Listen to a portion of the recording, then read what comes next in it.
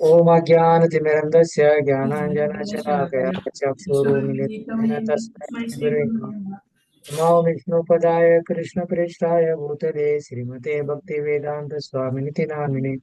नमस्ते सरस्वती देवे गौरवाणी प्रचारिणे निर्विशेष देशधारिणे। जय श्री कृष्ण चैतन्य प्रभु नित्यानंद नित्यानंद श्री श्री अद्वैत गदाधर श्रीवासादि गौरभक्त हरे कृष्णा हरे कृष्णा कृष्णा कृष्णा हरे हरे कृष्णा हरे हरे हरे हरे राम राम हरे राम राम राम हरे हरे हरे कृष्णा। सर्व स्वागत आहे आपल्या भक्ती सेवा वर्गामध्ये. आपला हरे रविवारचा कृष्ण क्लास शास्त्री आपण शनिवारी भक्ती योगाच्या लिंक मध्ये करतोय. कारण भक्ती योगाचं जे आहे थोडा पुस्तक संपलेलं आहे. आणि उद्या वेळ नाही म्हणून तुम्हाला हे गैरसोय केलेली आहे. तर आता श्लोकाचं मी पाठांतर करेन, तुम्ही पुस्तकामध्ये तुमच्या बघा, नोट्स मध्ये पाठीमागे म्हणू नका, तर गोंधळ निर्माण होईल. मी फक्त वाचन करेन आणि तुम्ही तुमच्या पुस्तकामध्ये तुम्ही फक्त बघा, बोलायचं नाही. अनाभिलाषिता शून्यं ज्ञानकर्माधनावृतम् अनुकूलेन कृष्णानुशीलनं भक्तिरुत्तमा श्रुती स्मृती पुराणादि पंचरात्रि विदेविना एकांतिकी हरिर्भक्तिरुत्पातेव केल्पते या यस्य हरिदासे कर्मणा मनसा गिरा निखिला सवस्थासु जीवन्मुक्त स उच्यते अनासक्तसे विषयान्यथा निर्बंध कृष्ण संबंधे युक्त वैराग्य उच्यते प्रापंचिके अबुद्ध्या हरि संबंधी वस्तुना मोक्ष परित्यागो वैराग्य फलभु कल्पते अतः श्रीकृष्ण नामादीना भरावेत ग्राही इंद्रिये सेवोन्मुखे जीवादो स्वयमेव स्फूर्तव्या सर्वोपाधि विनिर्मुक्तं तत्वर्तेन निर्मलम् ऋषिकेन प्रभूजी ऋषी आवाज येत नाही बिलकुल. उच्यते. आवाज येत नाही? आला आला येतो. येतोय ना? हा येतो. येत असेल तर मी इयरफोन लावतो, मग चालेल. इयरफोन लावलं तर चालेल, स्पष्ट येईल मला. एक मिनिट, इयरफोन लावतो मी.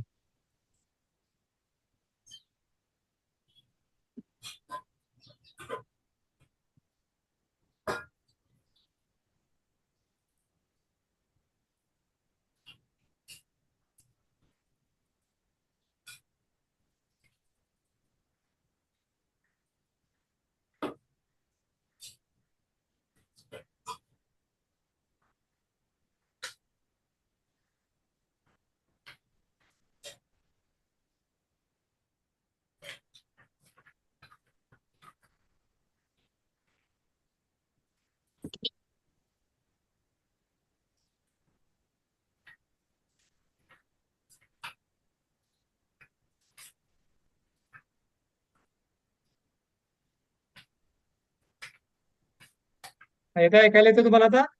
येतोय प्रभूजी, हा, आवाज येतोय. तुम्हाला जात नाही पहिला आवाज. परत येतोय का? तर चांगला येतोय? हा येतोय येतोय प्रभूजी आवाज येतोय. हा आवाज येतोय प्रभूजी. चांगलं आहे. हा चांगला आवाज आहे. आता येतोय आता? हा हो. हा येतोय. बऱ्यापैकी साऊंड आहे. ठीक आहे, इयरफोन लावत नाही मी, बिगर इयरफोनचा येतोय तर चालेल. ठीक आहे, आपण सुरू करूया. आपण भक्ती रस आम सिंधू बद्दल चर्चा करतोय. भक्ती रस अमृत सिंधू हे रूप गोस्वामी लिहिलेला ग्रंथ आहे, जेणेकरून हे भक्तीचे विज्ञान आहे.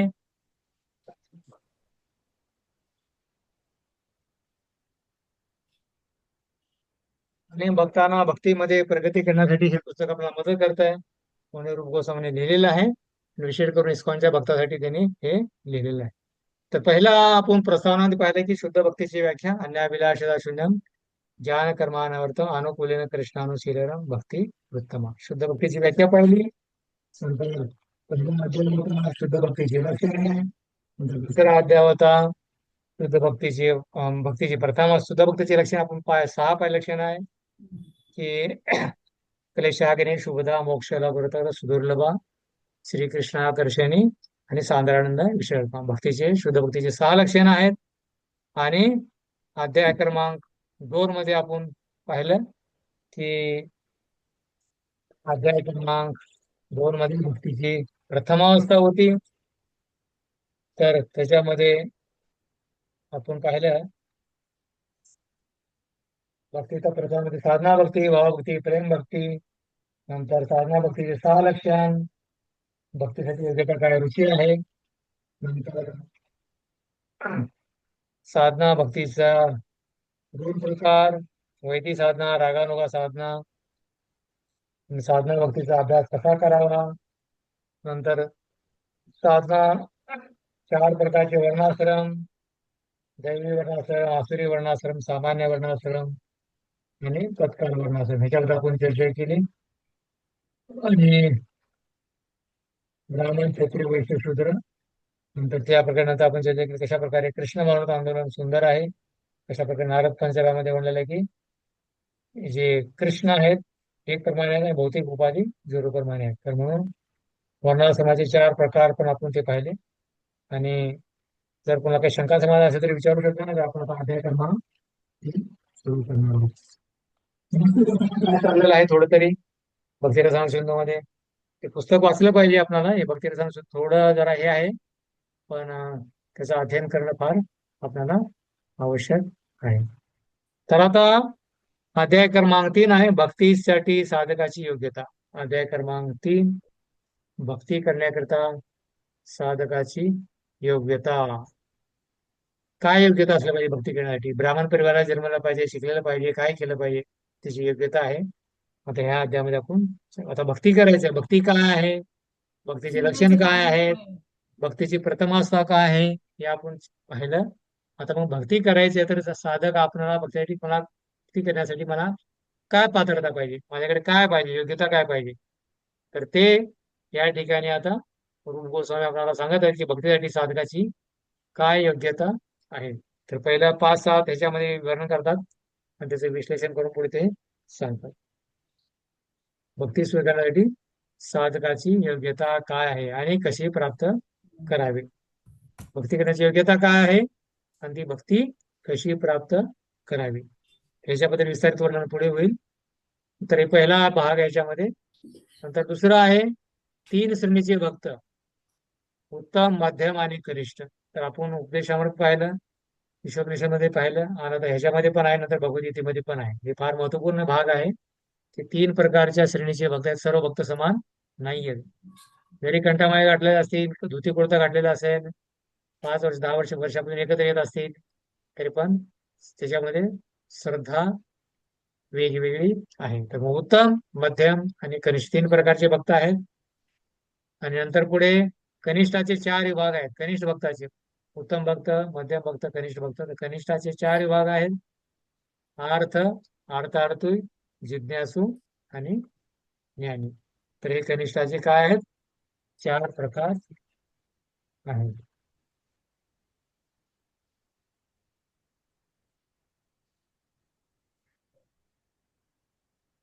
तर पुढे आहे आता भक्त भुक्ती मुक्तीची तुलना पिशाची बातमीशी करतात. भक्त जे आहे भुक्ती मुक्ती सिद्धी कामी सकल आशा कृष्ण भक्त निष्काम सदैव शांत. भुक्ती म्हणजे भोग करणे आणि मुक्ती म्हणजे भगवंतामध्ये विलीन होणे. तर भक्ताला हे नाही पाहिजे. भक्ताला काय पाहिजे, भक्ती करतो भगवंताची तो सेवा करण्यामध्ये त्याला काय होतो, आनंद प्राप्त होतो. म्हणून तो काय करतो, तो भगवंताची तो नेहमी सेवा करतो. तर म्हणून भक्ती मुक्तीची जी तुलना आहे की ज्याला भूत लागलेलं असतं ना, भूत भूत लागल्यानंतर लोक काय करतात, पिशाच बाधा म्हणजे भूत. तर जो भूत लागलेला व्यक्ती अशा प्रकारे कार्य करतो, तर ज्याने मुक्ती आणि मुक्तीची इच्छा करतात ना, त्यांना समजलं की ते लोक काय करतात, त्यांना भूत लागलेले अशा प्रकारे त्या प्रकारे वागतात ते. म्हणून भक्त याची इच्छा करीत नाही. तर पुढे आहे मग ह्याच्यामध्ये 30 उल्लेख आहे त्याच्यामध्ये की या अध्यायामध्ये आणि पुढच्या पण अध्यायामध्ये की भक्त भुक्ती मुक्ती का स्वीकार करत नाही. तर हे रूप गोसावी अनेक भागवत नारद पंचरात्र याच्या वर्णन करून दिले की भक्ताला भोग करायचा नाही किंवा मुक्ती नाही, विलीन व्हायचे नाही, तर का स्वीकार करत नाही भक्त, याचे अनेक प्रकारचे काय दिलेले उल्लेख दिलेला आहे. भक्तांना मुक्ती आणि भुक्ती का नको आहे आणि संपूर्ण शास्त्रातील उदाहरण घालून दिलेलं हे ती सुधारणा आहे.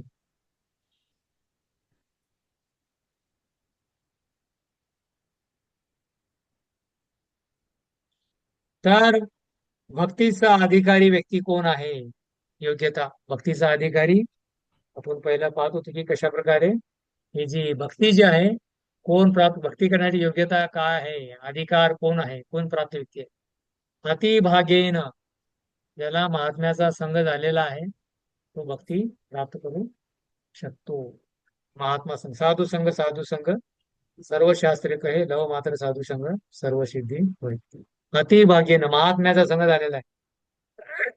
ब्रह्मांड भ्रमिते को नवा भाग्यवान जीव, गुरु कृष्ण प्रसादे पाये भक्ती लता बीज. तर म्हणून ब्रह्मांड भ्रमिते, अनेक ब्रह्मांडामध्ये फिरून फिरून ज्यावेळेस एका महात्म्याचा संघ होतो, भक्ताचा संघ, साधूचा संघ होतो, तर तो अधिकारी व्यक्ती आहे भक्ती प्राप्त करण्यासाठी. तो भक्ती प्राप्त करू शकतो. तर हे आहे भक्तीचा अधिकारी योग्यता काय. अतिभाग्यानं म्हणजे महात्म्याचा संघ झाला पाहिजे, भक्ताचा संघ त्याला प्राप्त झाला पाहिजे, तर तो भक्ती करतो. तर मग आपल्या पण जीवनामध्ये आपण पाहतोय की असं नाही की आपण सड कोणतरी मंदिरामध्ये आलो सरळ बघतो, नाही, आपण पण भक्ताच्या संघामध्ये आलो. भक्ताने आपण जप करायला सांगितला, भगवान दर्शन घेण्यासाठी, प्रसाद खाण्यासाठी, नंतर ग्रंथ वाचण्यासाठी सांगितला, त्याच्यानंतर आपली भक्ती सुरू झाली. तर म्हणून सर्वात महत्वपूर्ण आहे भक्ताचा संघ. तर भक्ताच्या संघामध्ये अतिभाग्येनं महात्म्याचा संघ प्राप्त झाला. ब्रह्मांड ब्रह्मेते कोण भाग्यवान गुरु कृष्ण प्रसाद, म्हणून म्हणलं की कृष्णाच्या कृपेने गुरु भेटतात आणि गुरुच्या कृपेने कृष्ण हे भेटतात. पण महात्म्याचा संघ झाल्यानंतर हा भक्तीसाठी आपण पात्र ठरू शकतो. आवाज तर ब्रेक अध्याय होतोय 3 मध्ये, प्रभूजी. हा विचारा, येतोय आवाज येतोय? पहिला पॅराग्राफ आहे अध्याय 3 मधला.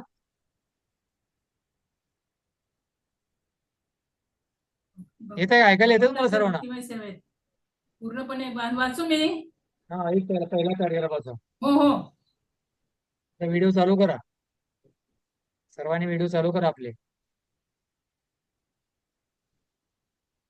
तो प्रभूजी ऑन होत नाहीये आमचा. आमचा व्हिडिओ नाही होऊन.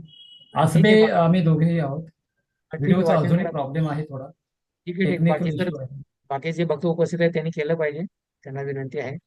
तुमची एक अडचण मी आहे, ठीक आहे. वाचू का? हा, वाचा.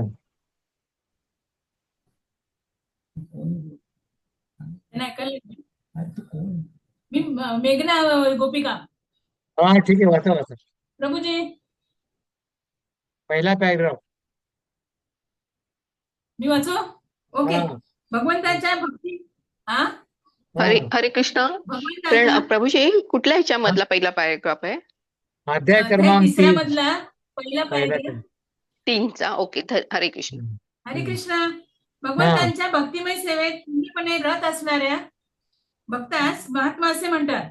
अशा महात्म्याचा संग लाभल्यावर मनुष्याच्या मनात श्रीकृष्णाविषयी किंचितसे आकर्षण विकसित होते. मात्र त्याच वेळी तो मनुष्य सकाम कर्मे आणि भौतिक सुखांचा उपभोग यामध्येही पूर्णपणे आसक्त राहू शकतो व निरनिराळ्या प्रकारचा त्याग करण्यासाठी त्याची तयारी नसणेही शक्य असते. अशा व्यक्तीचे जर श्रीकृष्णाविषयीचे आकर्षण अढळ असले तर ती भक्तिमय सेवा करण्यासाठी एक योग्य साधक समजली जाऊ शकते. हा, ठीक आहे, ओके. धन्यवाद माते. पुरेसे, एवढं पुरेसे आहे, ठीक आहे. Thank तर you. या ठिकाणी महात्मा कोण आहे, तो महात्म्याचं वर्णन केलेलं आहे की जो श्रीकृष्णाविषयी किंचितशी आकर्षित विकसित करतो. मात्र मनुष्य की संपूर्ण तो भक्तीमध्ये लागलेला आहे. पण तिथेमध्ये पण वर्णन आहे, महात्मा महापार्थ दैवी प्रकृती महासिद्ध, की तो नेहमी भगवंताच्या भक्तीमध्ये लागलेला आहे. त्या महात्म्या जर त्याला संग झाला तर महात्मा म्हणजे फक्त नावाने पदवी महात्म्या नाही, भगवीकडे त्याचा नाही, तो भगवंताच्या भक्तीमध्ये तो पूर्णपणे लागलेला आहे. आणि तर त्याच्या तर संग झाला अशा व्यक्तीचा, तर त्याची भक्तीमध्ये सुरुवात होते. तर भक्तीचा अधिकारी योग्यता महात्म्याचा संघ त्यांनी घेतला पाहिजे. म्हणून सांगितलं की साधू संघ सारो संघ सारो शास्त्र कहे, लव मात्र साधू संघ सर्व सिद्धी होते. तर अति भाग्येनं महात्म्या संघ. दुसरा आहे न अति आसक्त, भक्तीमध्ये किंचितचे आकर्षण आहे. भक्तीमध्ये काय आहे, किंचितचे आकर्षण आहे. दुसरा पॅराग्राफ आहे, कोण वाचू शकतात? मल्लिकार्जुन पूर्व मुरली वाचू शकतात? आहे पुस्तक तुमच्याकडे? आहे प्रभूजी. हा, वाचा. शुद्ध भक्ताच्या संगतीत कृष्ण उत्पन्न झाले आकर्षण. दुसरा पॅराग्राफ. शुद्ध भक्तांच्या संगतीत कृष्ण भावनेविषयी उत्पन्न झालेलं आकर्षण म्हणजे थोर भाग्याचं प्रतीक आहे. भगवान श्री चैतन्य महाप्रभूंनी असे म्हटले आहे की अत्यंत भाग्यवान लोकच आध्यात्मिक गुरु आणि श्रीकृष्ण यांच्या कृपेनं भक्तिलतेचे बीज प्राप्त करतात. या संबंधी भगवान श्रीकृष्ण श्रीमद भागवतामध्ये उद्धवाला सांगतात, प्रिय उद्धव, केवळ भाग्य महत्भाग्येनच एखादी व्यक्ती माझ्याकडे आकर्षित होतो आणि जरी ती व्यक्ती सकाम कर्मापासून पूर्णपणे अनासक्त झालेले नसली अथवा भक्तिमय सेवेशी पूर्णपणे संलग्न झालेले नसली तरी तिची सेवा अतिशय त्वरित परिणामकारक ठरतो. धन्यवाद प्रभू. सुंदर वाचलाय. ना अति आसक्त, भक्तीमध्ये किंचित थोडं जरी आकर्षण आहे, त्या संघामध्ये आला तो आणि थोडं जरी आकर्षण आहे तरी पण त्याला हे प्राप्त होतं. म्हणून जो चैतन्य महाप्रभूचा श्लोक आहे की ब्रह्मांड निर्मिते कोण भाग्यवान जे गुरु कृष्ण प्रसादे आहे भक्ती देतात बीज. तर गुरुच्या कृपेने कृष्ण भेटतात, कृष्णाच्या कृपेने गुरु भेटतात आणि भगवंताची भक्ती ही गुरुच्या कृपेने आणि कृष्णाच्या कृपेने भक्तिलता बीज आपल्याला प्राप्त झालेला आहे. तर हे आहे पहिला की अति भागीन महात्म्या संघ झाला. दुसरा आहे की अति आकर्षण न अति आसक्त, भक्तीमध्ये किंचित थोडंसं आकर्षण आहे, जास्त आकर्षण नाही. 100% भक्तीमध्ये आकर्षित नाहीये. तर भक्तीमध्ये कुणाला नाम कीर्तन आवडतंय, कुणाला भक्त आवडतंय, कुणाला प्रसाद आवडतोय, कुणाला पुस्तक आवडतात, कुणाला दर्शन आवडतं, अशा प्रकारे थोडेसे किंचित आकर्षण झालेलं आहे त्याला. तरी पण त्याला तो भक्ती करण्यासाठी योग्य आहे. उदाहरण दिलं जातंय की विदेशी भक्त आहेत. तर प्रभुपाद ज्यावेळेस 1965 साली अमेरिकेला गेले आणि 2 वर्षामध्ये इस्कॉन संस्थेची स्थापना केली, तर त्यांना त्यावेळेस एवढं काही आकर्षण नव्हतं भक्तीबद्दल. कृष्ण कोण आहेत, राधा कोण आहेत, त्याच्याबद्दल कुठलं आकर्षण होतं. पण प्रभुपादांनी काय केलं, सुरुवातीला एक टिंब भरून मोठे रसगुल्ले ठेवायचे. टिंब भरून पोटपुडे रसगुल्ले ठेवायचे आणि ते लोक यायचे आणि काय घ्यायचे, त्यांना भक्तीमध्ये एवढं नामामध्ये दर्शनामध्ये एवढं आकर्षण नसायचं. आणि आता पण ऐकलं आणि काही काही मंदिरामध्ये ते प्रथा आहे, एवढं सोयी ठेवतात की लोक घेऊन खाल्लं पाहिजे आणि आकर्षित झालं पाहिजे. तर जे कोणी आता माताजी त्या ठिकाणी उपस्थित आहेत अमेरिकेमध्ये, ते सांगू शकतील, विद्या माताजी. तर अशा प्रकारे विदेशी भक्त कृष्ण कोण आहे त्याला माहित नव्हतं, पण त्यांनी काय केलं, फक्त रसगुल्लाचा स्वाद घेतला. त्यांनी रसगुल्ला खायचे, रसगुल्ला खाऊन खाऊन ते भगवंताचे भक्त बनले. तर अशा प्रकारे पहिला आहे महात्म्याचा संघ, दुसरा थोडं आकर्षण, त्यांना दुसरं काही आवडलं नाही, फक्त ते रसगुल्ले आवडले आणि रसगुल्ला खाऊन खाऊन ते काय झाले, भक्त बनले. आता तिसरं आहे भक्तीची आणखी योग्यता, ती भाग्यन महात्म्या संघ आहे. दुसरा आहे अति आसक्त आहे. आता तिसरं आहे, 3 गोष्टी आवश्यक आहेत भक्तीचा अधिकारी भक्ती करण्यासाठी. लाईट लगाव तिसरं आहे भूषण, लाईट लाव. वैराग्य. कुठल्या प्रकारचं वैराग्य नाही त्याच्याकडे. वैराग्य म्हणजे त्याग नाहीये, सर्व भोगवाद करताय संपूर्ण. हरे कृष्ण बोलायचं असलं ना, तुमचं मोबाईल हे म्यूट करा आणि नंतर बोला तुम्ही. हा, कारण रेकॉर्डिंग होते ना, डिस्टर्ब होईल सगळं. सर्वांना विनंती आहे. तर न वैराग्य, कुठल्या प्रकारचं वैराग्य आणि त्याग भावना नाही. सकाम करो इंद्रिय भोग यांच्यामध्ये आसक्त असतात.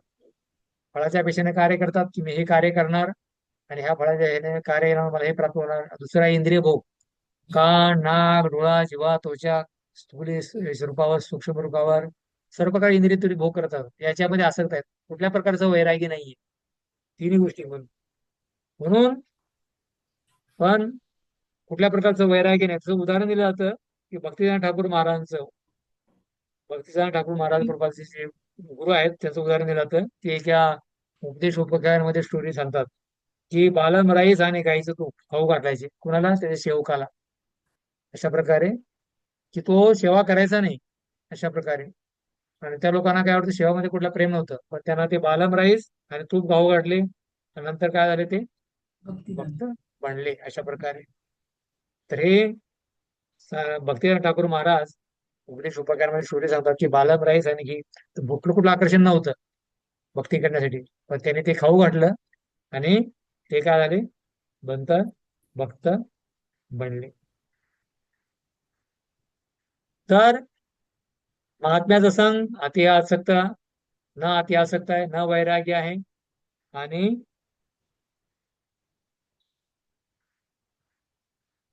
परिणाम काय झाला त्याचा, तिन्ही गोष्टीचा परिणाम काय झाला, हरो जातच श्रद्धाचे सेवते. त्या पुस्तकामध्ये हा श्लोक नाहीये. तर जातच श्रद्धा, ABC. महात्म्या संघ झाला की जे थोडं आकर्षण निर्माण झालं, नंतर वैराग्य सकाम करून इंद्रिय भोगामध्ये थोडा आसक्त होता, पण वैरागी निर्माण झालं. न वैरागी नव्हतं, पण त्याचा परिणाम काय झाला? सकाम कर्म इंद्रिय भोगामध्ये आसक्त होता तो. सकाम कर्म इंद्रिय भोगामध्ये आसक्त होता. परिणाम काय झाला? जातच श्रीकृष्णाविषयी आकर्षण आढळ होईल. अशा प्रकारे श्रीकृष्णाविषयी आकर्षण काय होईल? ढळणार नाही, आढळ होईल तो. अशा प्रकारे हे त्या तिन्ही गोष्टी केल्यामुळे श्रीकृष्णाविषयी त्याचं आकर्षण जे होतं, ढळणार ढळणार कधी नाही. श्रीकृष्ण मी कृष्णाचं कृष्ण भगवंत आहेत, त्याची भक्ती करणं माझं कर्तव्य आहे. त्यांचं नामस्मरण करायचं आहे, त्यांचा जप करायचा आहे, त्यांचा प्रसाद खायचा आहे, त्यांचं दर्शन करायचं आहे. त्याच्याबद्दल जे आहे त्याचं जे वर्णन आहे आढळ होईल. म्हणून शास्त्र प्रमाण दिलेलं आहे 11व्या स्कंदातील 20व्या अध्यायातील 8व्या श्लोकामध्ये वर्णन दिलेलं आहे की कशा प्रकारे हा प्रिय उद्धवला श्रीकृष्ण सांगतात, प्रिय उद्धवला सांगतात 11व्या स्कंदामध्ये, प्रिय उद्धव, केवळ महत्भाग्यानेच एखादी व्यक्ती माझ्याकडे आकर्षित होते, आणि जरी ती व्यक्ती सकाम कर्मापासून पूर्णपणे अनासक्त झालेली नसली अथवा भक्तिमय सेवेची पूर्णपणे संलग्न झाली नसली तरी तिची सेवा अतिशय त्वरित परिणाम ठरते. जरी सकाम कर्माविषयी इतर भोगाविषयी आसक्त नाही व्यक्ती, तरी पण भक्तिमय सेवेत संलग्न नसली तरी तिची सेवा अतिशय त्वरित परिणामकारक ठरते. अशा प्रकारे तर ही भक्तीची परिभाषा आहे. कशा प्रकारे भक्त जरी थोडा जरी भक्ती करतो तरी अशा प्रकारे त्याला भक्तीची प्रचिती होते आणि तो भक्त बनतो. तर म्हणून हे अतिभाग्येनं महात्म्याला संग थोडा आकर्षण आहे आणि सकाम केंद्र भोगामध्ये आसक्त आहे, तरी पण तो भक्ती करतो आणि शेवटी तो भगवंताचा भक्त बनतो. तर ह्याचं उदाहरण जे आहे भगवान श्रीकृष्ण भागवत 11व्या स्कंदामध्ये 20व्या अध्यायातील 8व्या श्लोकामध्ये वर्णन करतात. तर भक्ती प्राप्त करण्यासाठी कोण योग्य आहे? तर समजलं तुम्हाला? कोणी विचारलं तुम्हाला की भक्ती प्राप्त कोण करू शकतो? तर हे 3 आहेत. या तिन्हीमध्ये जर प्रगती केली त्याने, साधू संघ, थोडं आकर्षण आणि न वैरागी नाही, व तो आसक्त आहे तरी पण तो भक्त करीत राहिला तर तो भक्ती करतो. आता या ठिकाणी भक्ताचं वर्णन आहे की भक्ताचा संग केला पाहिजे. तर भक्त किती प्रकारचे आहेत? एक प्रकारचा भक्त नाहीये. दिसायला एक असेल, धुती कुर्ता आहे, कंठी माळ आहे, तिला लावलेला आहे, सर्व आहे, काळा आहे, गोरा आहे, कपडे सफेद घातलेले आहे, लाल पिवळे पांढरे काढलेले आहेत, पण त्याच्यामध्ये 3 प्रकारचे भक्त आहेत. तर 3 प्रकारचे भक्त कशाहून याचा विभाग केलेला आहे, भेदभाव केलेला आहे. असं नाही की काळा गोरा हे देशी आहे, विदेशी आहे, महाराष्ट्राचा आहे, कर्नाटक, अशा प्रकारे विदेश केले नाही. तर त्याची श्रद्धा कशी या प्रकारे आहे, त्याचं ज्ञान किती प्राप्त झालेलं आहे त्याला. श्रद्धा आणि ज्ञानावर, जसं 4 वर्ण आणि आश्रम आहेत ना, कशावर निर्माण केले त्यांनी? गुण आणि कर्मानुसार केलेले. वर्णानुसार नाही, त्याचं ब्राह्मण परिवार जन्म आला तर ब्राह्मण, क्षत्रिय क्षत्रिय असं नाहीये. तर त्या गुण आणि कर्मानुसार ते विभाग केलेला आहे. तर हे समज म्हणून त्याचा भक्ताच्या श्रेणीमध्ये पण आता हे 2-3 भक्त सांगितलेले या ठिकाणी. तर त्याची श्रद्धा, त्या भक्त श्रद्धा कुठल्या प्रकारे आहे आणि त्याने ज्ञान किती प्राप्त केलेलं आहे, तर याच्यावर हे काय केलेलं आहे ते निश्चित केलेलं आहे की हा भक्त उत्तम श्रेणीचा आहे, मध्यम आहे आणि तिसरा कनिष्ठ दर्जाचा आहे. तर याच्यामध्ये फार विस्तारित वर्णन दिलेलं आहे याच्यामध्ये पॅरेग्राफ मध्ये. तर पहिला पॅरेग्राफ कोण वाचणार का? विद्या माताजी वाचून, ज्यांनी पहिलं वाचले त्याने वाचून का, ज्यांनी नाही वाचलं नाही त्याने वाचा. प्रत्येकाला संधी द्या. प्रभूजी वाचतायत सर. तुम्ही वाचल्या माताजी? विद्या माताजी मी नाही वाचत. विद्या धर्माधिकारी माताजी वाचतील. हा भक्त 3 प्रकारचे असतात. प्रथम श्रेणीच्या भक्ताचे वर्णन आता देण्यात येत आहे. हा भक्त शास्त्रांचे अध्ययन करण्यात अत्यंत निष्णात असतो. तसेच या शास्त्रांमधून वेगवेगळे युक्तिवाद मांडण्यामध्येही तो निपुण असतो. लोकांसमोर तो शास्त्रांचे निष्कर्ष अगदी योग्य तारतम्य आणि बुद्धिमत्तापूर्वक मांडू शकतो. तो अत्यंत चांगल्या प्रकारे भक्तीविषयीचे निर्णय घेऊ शकतो व त्यांच्या संबंधी विचारही करू शकतो. तो हे पूर्णपणे जाणतो की जीवनाचे अंतिम ध्येय म्हणजे भगवान श्रीकृष्णांविषयी दिव्य प्रेममयी सेवा प्राप्त करणे होय. आपल्या पूजनाचे व प्रेमाचे एकमेव उपास्य दैवत म्हणजे भगवान श्रीकृष्ण आहेत, हेही तो उत्तम रीतीने जाणतो. अशा प्रथम श्रेणीच्या भक्तांनी अधिकृत आध्यात्मिक गुरूच्या मार्गदर्शनाखाली भक्तिविषयक जीवनाचे काटेकोरपणे प्रशिक्षण घेतलेले असते आणि शास्त्रोक्त विधीनुसार त्याच्या आज्ञांचे नीटपणे पालन केलेले असते. त्याला प्रचार करण्याचे अतिशय उत्तम प्रकारे प्रशिक्षण मिळाल्याने तो स्वतः देखील आध्यात्मिक गुरु होतो म्हणून त्याला प्रथम श्रेणीचा भक्त समजले जाते. हा प्रथम श्रेणीचा भक्त आपल्या श्रेष्ठ अधिकारी व्यक्तींच्या आज्ञेपासून कधीही ढळत नाही आणि सर्व प्रकारचे युक्तिवाद आणि तर्कवाद करून तो शास्त्रांविषयी अढळ श्रद्धा प्राप्त करीत असतो.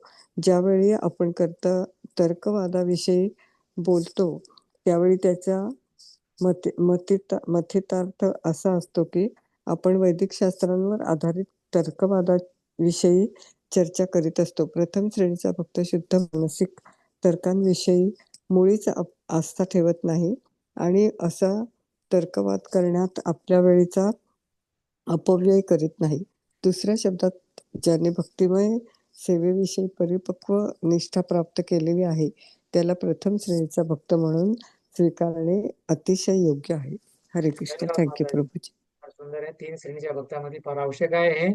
उत्तम भक्त आहे, स्वतःमध्ये आढळ विश्वास, इतरांना विश्वास देऊ शकतो. भगवंताविषयी पूर्णपणे विश्वास आहे. कृष्ण भगवंत आहे, त्यांची भक्ती मला केली पाहिजे विश्वास आहे. आणि प्रगाढ आहे ज्ञानामध्ये.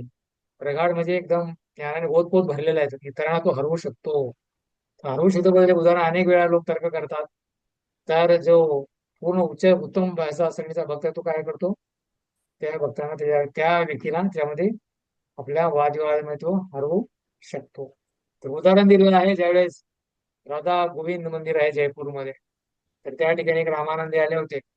आणि रामानंदीने येऊन त्यांना काय सांगितलं की तुम्ही हे पुजाऱ्याला सांगितलं की तुम्ही राधाकृष्णाचा विवाह झालेला नाही, तुम्ही त्याच्यावर पूजा एकत्र का करता.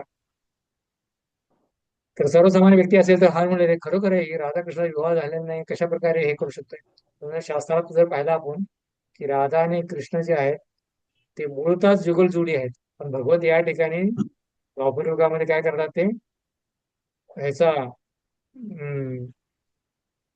आपला कुठला माधुर्य रसाचा आस्वादन करण्यासाठी अशा प्रकारे ती लीला करतात भगवंत.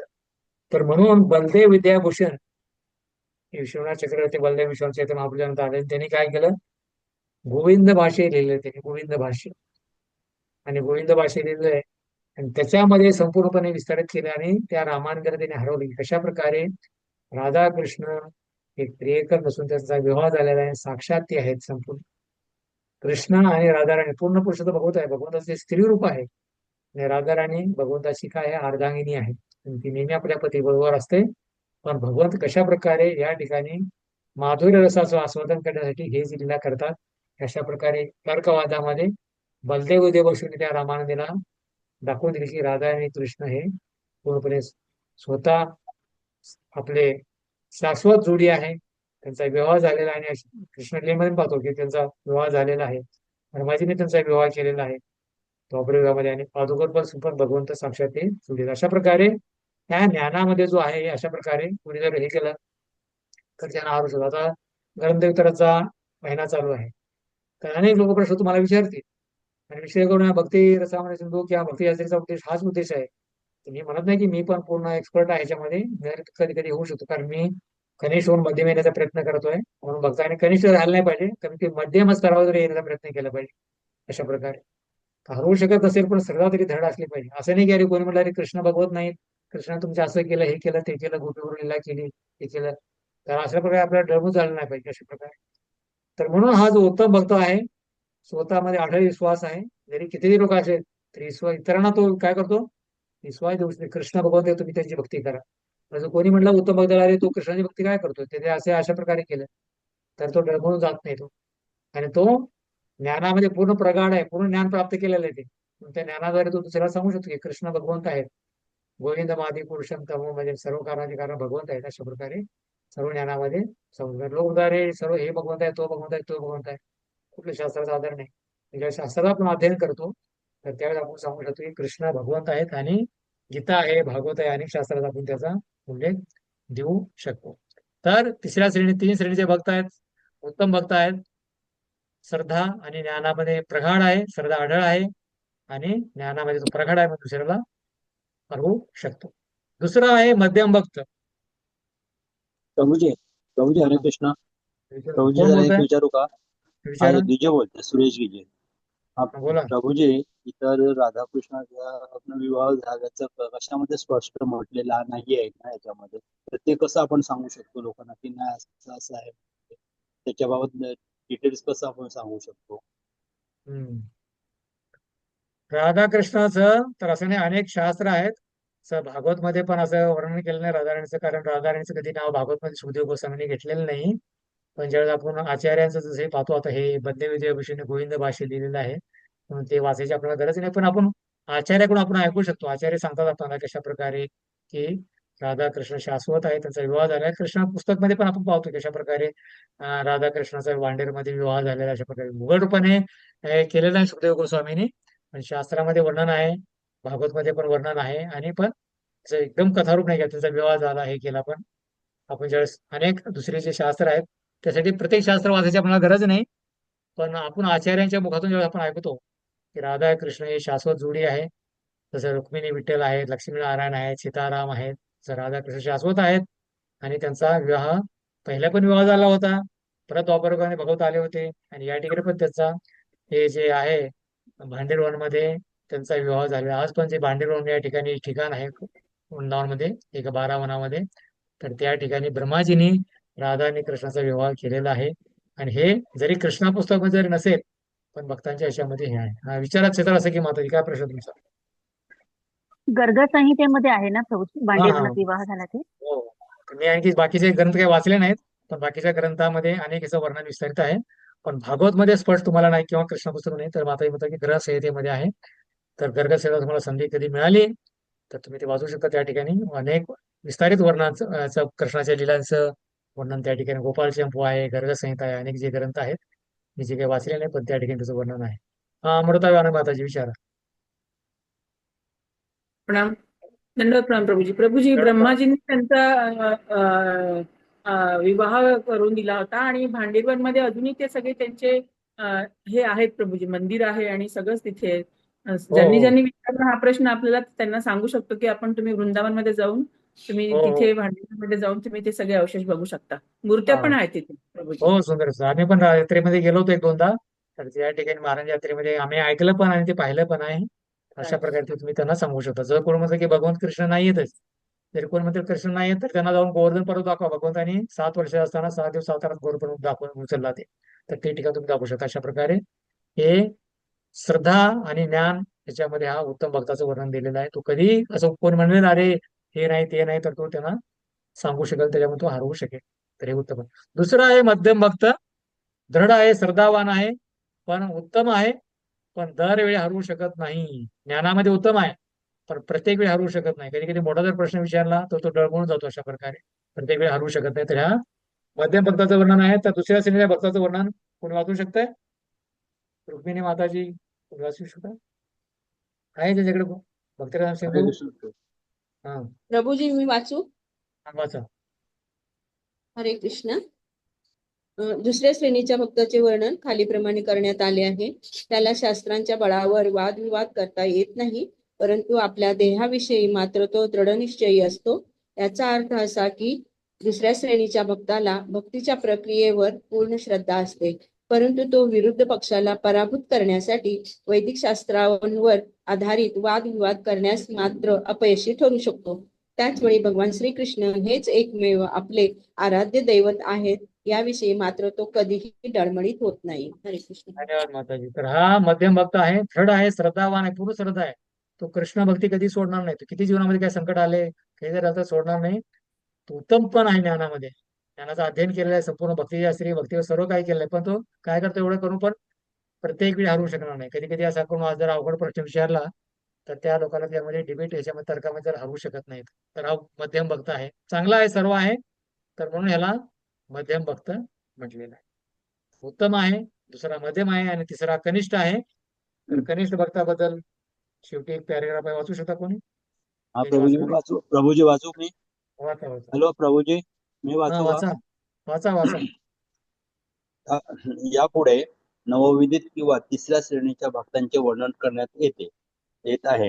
या भक्तांची श्रद्धा दृढ नसते, तसेच त्याला वैदिक शास्त्रांतील अंतिम निष्कर्षांविषयी ज्ञान नसते. जर विरुद्ध पक्षांनी प्रखर वादविवाद उपस्थित केले अथवा जर त्याने विरुद्ध निर्णय दिला तर त्यांची श्रद्धा डळमळीत होऊ शकते. नवविध भक्तांमध्ये आपल्या ध्येय प्राप्तीविषयीच्या दृढ निश्चयाचा अभाव असतो, म्हणून त्याला नवविदित व नवसाधक भक्त असे म्हणतात.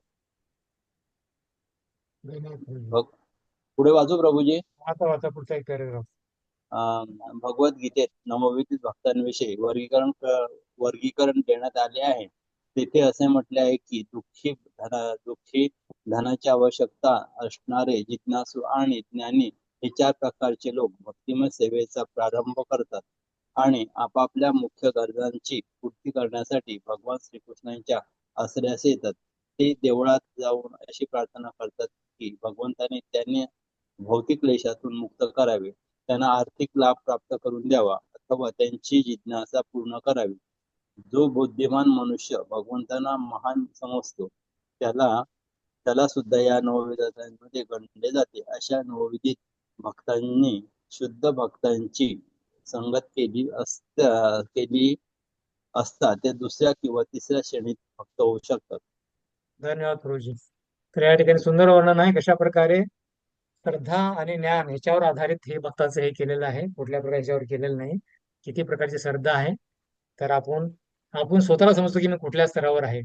तर म्हणून जर नवोदित म्हणजे एकदम सुरुवातीला आलेला भक्त आहे तर त्याने कशा प्रकारचा भक्ताचा संग केला, उत्तमचा केला तर उत्तम बनेल, मध्यमचा केला तर मध्यम बनेल, कनिष्ठ केला तर तो कनिष्ठ बनेल. जसा प्रकारचा संग करेल त्या प्रकारे तोच भक्त बनवू शकतो. जसा संघ तसा रंग. तर म्हणून तर हे जे 3 श्रेणीचे भक्त आहेत श्रद्धा आणि ज्ञानावर आधारित आहेत, उत्तम, मध्यम आणि कनिष्ठ. आणि प्रभूजी एक विचारू प्रभूजी. विचारा. प्रभूजी आपण कोणत्या भक्तांचे संगत करू शकतो हे आपण काय डायरेक्ट करू शकत नाही. ज्या वेळेला आपल्या ह्याच्या ग्रुपमध्ये जे भक्त येतील त्यांच्या अंदाजाप्रमाणे आपण ते त्यांच्यासोबत राहू शकतो. त्याच्यामुळे आपण कोणत्या श्रेणीच्या भक्तात राहायचं ते आपल्यावर नसतं सर्वप्रथम. तरी विचार तरी समजला पाहिजे की हा असं नाही सर्व भक्त समानच आहेत. शक्यतो या ठिकाणी वर्णन आहे की नवोदित शुद्ध भक्ताची संगत केली पाहिजे. शुद्ध भक्ताची जो शुद्ध भक्त आहे म्हणजे ती संख्या जरी शुद्ध भक्त नसेल तर कमी मध्यम आहे, मध्यम म्हणजे कमीत कमी कनिष्ठ. पण याचा अर्थ नाही की नेहमी कनिष्ठच राहिलं पाहिजे. तर आपल्याला पहिलेपासून दुसरी तिसरी चौथी पाचवी पर्यंतच्या वर्गामध्ये यायला पाहिजे अशा प्रकारे. तर म्हणून सांगितलं जसा तुम्ही संघ कराल त्या प्रकारे तुम्ही म्हणाल. कनिष्ठ भक्ता संघ केला तर तुम्ही कनिष्ठ राहाल. तर मग कनिष्ठ आता सर्वजण आपण कनिष्ठ आहोत, पण कनिष्ठ होऊन कमीत कमी मध्यम स्तरावर येण्याचा प्रयत्न केला पाहिजे आपण, आहे की नाही. डळमळीत होतो आपण, तर्क करू शकत नाही, दुर्बल आहोत, ज्ञान नाहीये, तर कनिष्ठ स्तरावर आहेत तर काय केलं पाहिजे, मध्यम भक्ताचा संघ घेण्याचा प्रयत्न केला पाहिजे. आणि हळूहळू मध्यम स्तरावर येऊ आणि मध्यम भक्ताची सेवा करून अध्ययन केल्यानंतर सर्व ज्ञान प्राप्त केल्यानंतर मग हळूहळू आपण उत्तम भक्तापर्यंत येण्याचा प्रश्न बहुसा लांब आहे. पण कमीत कमी आपण कनिष्ठ स्तरावरून मध्यम स्तरावर येण्याचा प्रयत्न केला पाहिजे. नेहमी कनिष्ठ राहिलं नाही पाहिजे आपण. तर अशा प्रकारे तर म्हणून शोधला पाहिजे की भक्त कोण उत्तम आहे. उत्तम भक्त काय, निंदा करत नाही, पूर्ण शास्त्रामध्ये निष्फळ आहे. अशा प्रकारे जर तुमचे काउन्सिलर आहेत किंवा गुरु आहेत प्रभात शिष्य आहेत अशाच सत्संग घेण्याचा प्रयत्न केला पाहिजे पूर्णपणे शास्त्राने पुढे. जर स्वतः तो डळमळीत असेल व्यक्ती, तुम्ही त्याचा संग करता राहिला तर तोच त्यालाच ज्ञान नाही पूर्णपणे, तर तुम्हाला अरे मग त्या संग तर तुम्ही पण तसेच बनणार. अशा प्रकारे अशा भक्ताचा संघ घेतला पाहिजे. शास्त्रामध्ये निपुण आहे, भगवंतावर पूर्ण श्रद्धा आहे, गुरुच्या आदेशाचं पूर्णपणे पालन करतोय, तर अशा भक्ताचा आपण संघ घेण्याचा प्रयत्न केला पाहिजे. तर हळूहळू आपण कनिष्ठ स्तरावरून मध्यम स्तरावर येण्याचा प्रयत्न आपण केला पाहिजे. ठीक आहे. धन्यवाद प्रभू. तर श्रद्धा शास्त्राचे निर्णय योग्य आहे. श्रद्धा म्हणजे काय, शास्त्र जे सांगितलेलं ते योग्य आहे, पूर्णपणे विश्वास. श्रद्धा हा शब्द विश्वास कहे सदृढ निश्चय, कृष्ण भक्ती कहले सर्व कर्म करत होय.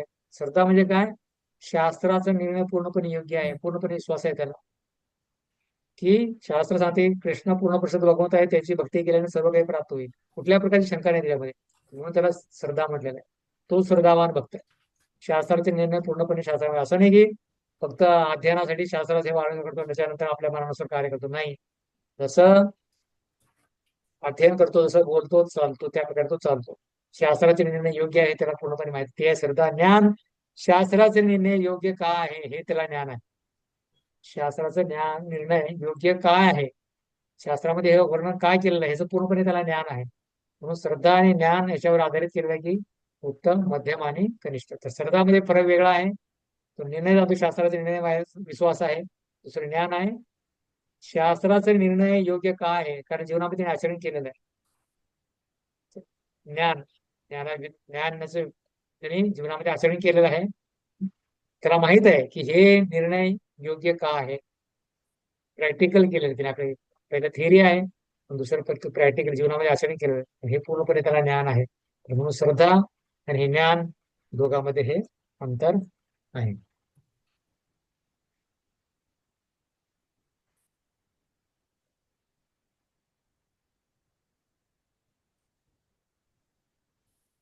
तर मूर्ख लोक व्यक्ती आहेत इंद्रिय भोगासाठी काय करतील? विश्वनाथ चक्रवर्ती ठाकूर म्हणतात. विश्वनाथ चक्रवर्ती ठाकूर चैतन्य महाप्रभूच्या नंतर बलदेव विद्याभूषण विश्वनाथ चक्रवर्ती हे आलेले आहेत आचार्य. नंतर ते अनेक त्यांचे संदर्भ आहेत. त्यांनी सारार्थ दर्शन म्हणून भागवतावर पण हे टीका लिहिलेली आहे त्यांनी भगवंताच्या लिहिल्याबद्दल. तर त्याच्यामध्ये पण आपण भगवंताच्या लिहिल्याबद्दल आणखी एक मधुर जे आपण कथा आपण ऐकू शकतो. तर विश्वनाथ चक्रवर्ती ठाकूर म्हणतात की मूर्ख व्यक्ती कोण आहे? इंद्रिय भोगासाठी आकृष्ट आहे मूर्ख व्यक्ती, विश्वनाथ चक्रवर्ती ठाकूर म्हणतात. नंतर कर्माकरणासाठी योग्य आहे आणि इंद्रिय देवतासाठी भेटतो, ज्ञानासाठी योग्य आहे आणि महात्म्याला आसक्त आहे, भक्तीसाठी योग्य होतो. विश्वनाथ ठाकूर म्हणतात की मूर्ख आहे. मूर्ख काय करतो? इंद्रिय भोग आकृष्ट आहे, कर्मकांड करतो, योग करतो, पण नंतर काय करतो? एवढी इंद्रिय करतो आणि काय करतो तो? कर्मकांड. इंद्रिय तृप्ती करत असताना त्याला कंटाळा येतो. अरे भरपूर झाला तर हे मी काय खातोय, हे पाहतोय, काय ऐकतोय, त्याला रुची निर्माण होत नाही. पण त्यावेळेस तो ज्ञानासाठी योग्य होतो आणि ज्ञानासाठी योग्य झाल्यानंतर तो महात्म्याला आसक्त होतो आणि नंतर तो भक्तीसाठी योग्य होतो. हे स्टेज सांगितलेले अशा प्रकारे. आकृष्ट इंद्रिय भोग करतोय, कर्मकांड करतोय, नंतर कर्मकांड करतोय भोग करतोय बस झाला काय. आणि त्यावेळेस नंतर तो ज्ञानासाठी योग्य होतो, भक्ताला संग घेतो, नंतर भक्तीसाठी योग्य होतो. अशा प्रकारे हे जे स्तर पायऱ्या सांगितलेल्या आहेत, मूर्ख व्यक्ती पण भगवंताचा भक्त बनवू शकतो. म्हणून भक्तीत बनण्यासाठी कुठला मार्गाचा असा प्रकार की चांगला शिकलेला पाहिजे, बुद्धिमान पाहिजे असं नाही. मूर्ख पण व्यक्ती भगवंताचा भक्त बनवू शकतो. अशा प्रकारे भोग करतोय, कंटाळा येतो त्याचा, ज्ञान प्राप्त करतोय, नंतर महात्म्याला असतो तो भक्ती करतोय. हे विश्वनाथ चक्रवर्ती ठाकूर अशा प्रकारे ह्याचं हे वर्णन सांगतात.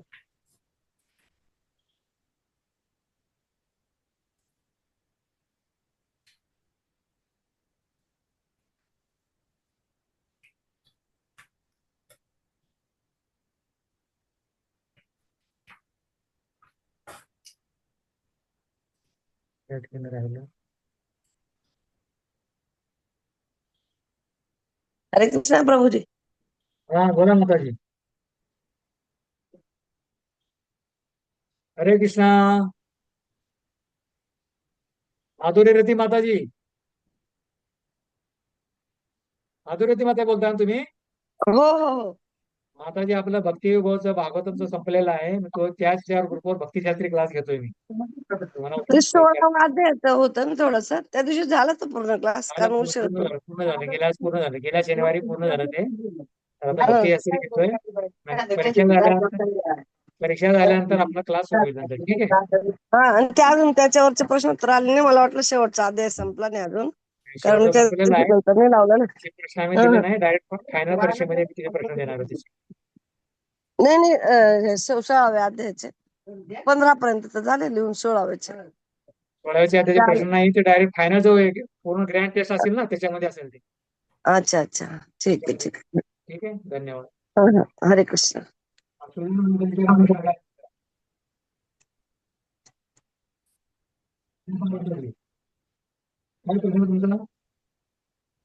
हरे कृष्ण प्रभूजी, दंडवत प्रणाम. प्रभूजी, आकृष्ट म्हणजे आकर्षित होणे का? हो, आकर्षण आकर्षण.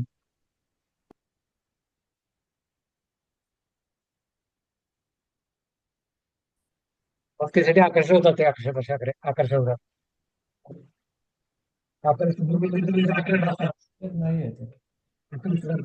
असतात नेहमी. प्रत्येक कार्यामध्ये ते भोग घेण्याची इच्छा करतात आणि नंतर त्या जाऊन त्यांचा वीट येतो, त्यांना हे वाटतं, त्याच्यानंतर मग ज्ञानासाठी योग्य होतात, नंतर महात्म्याला आसक्त होतात आणि भक्तीसाठी ते योग्य होतात. अशा प्रकारे स्पेसेस आहे. तर जीव गोस्वामी सांगतात श्रद्धेचे 3 विभाग सांगतात. श्रद्धेच्या आधारावर आहे.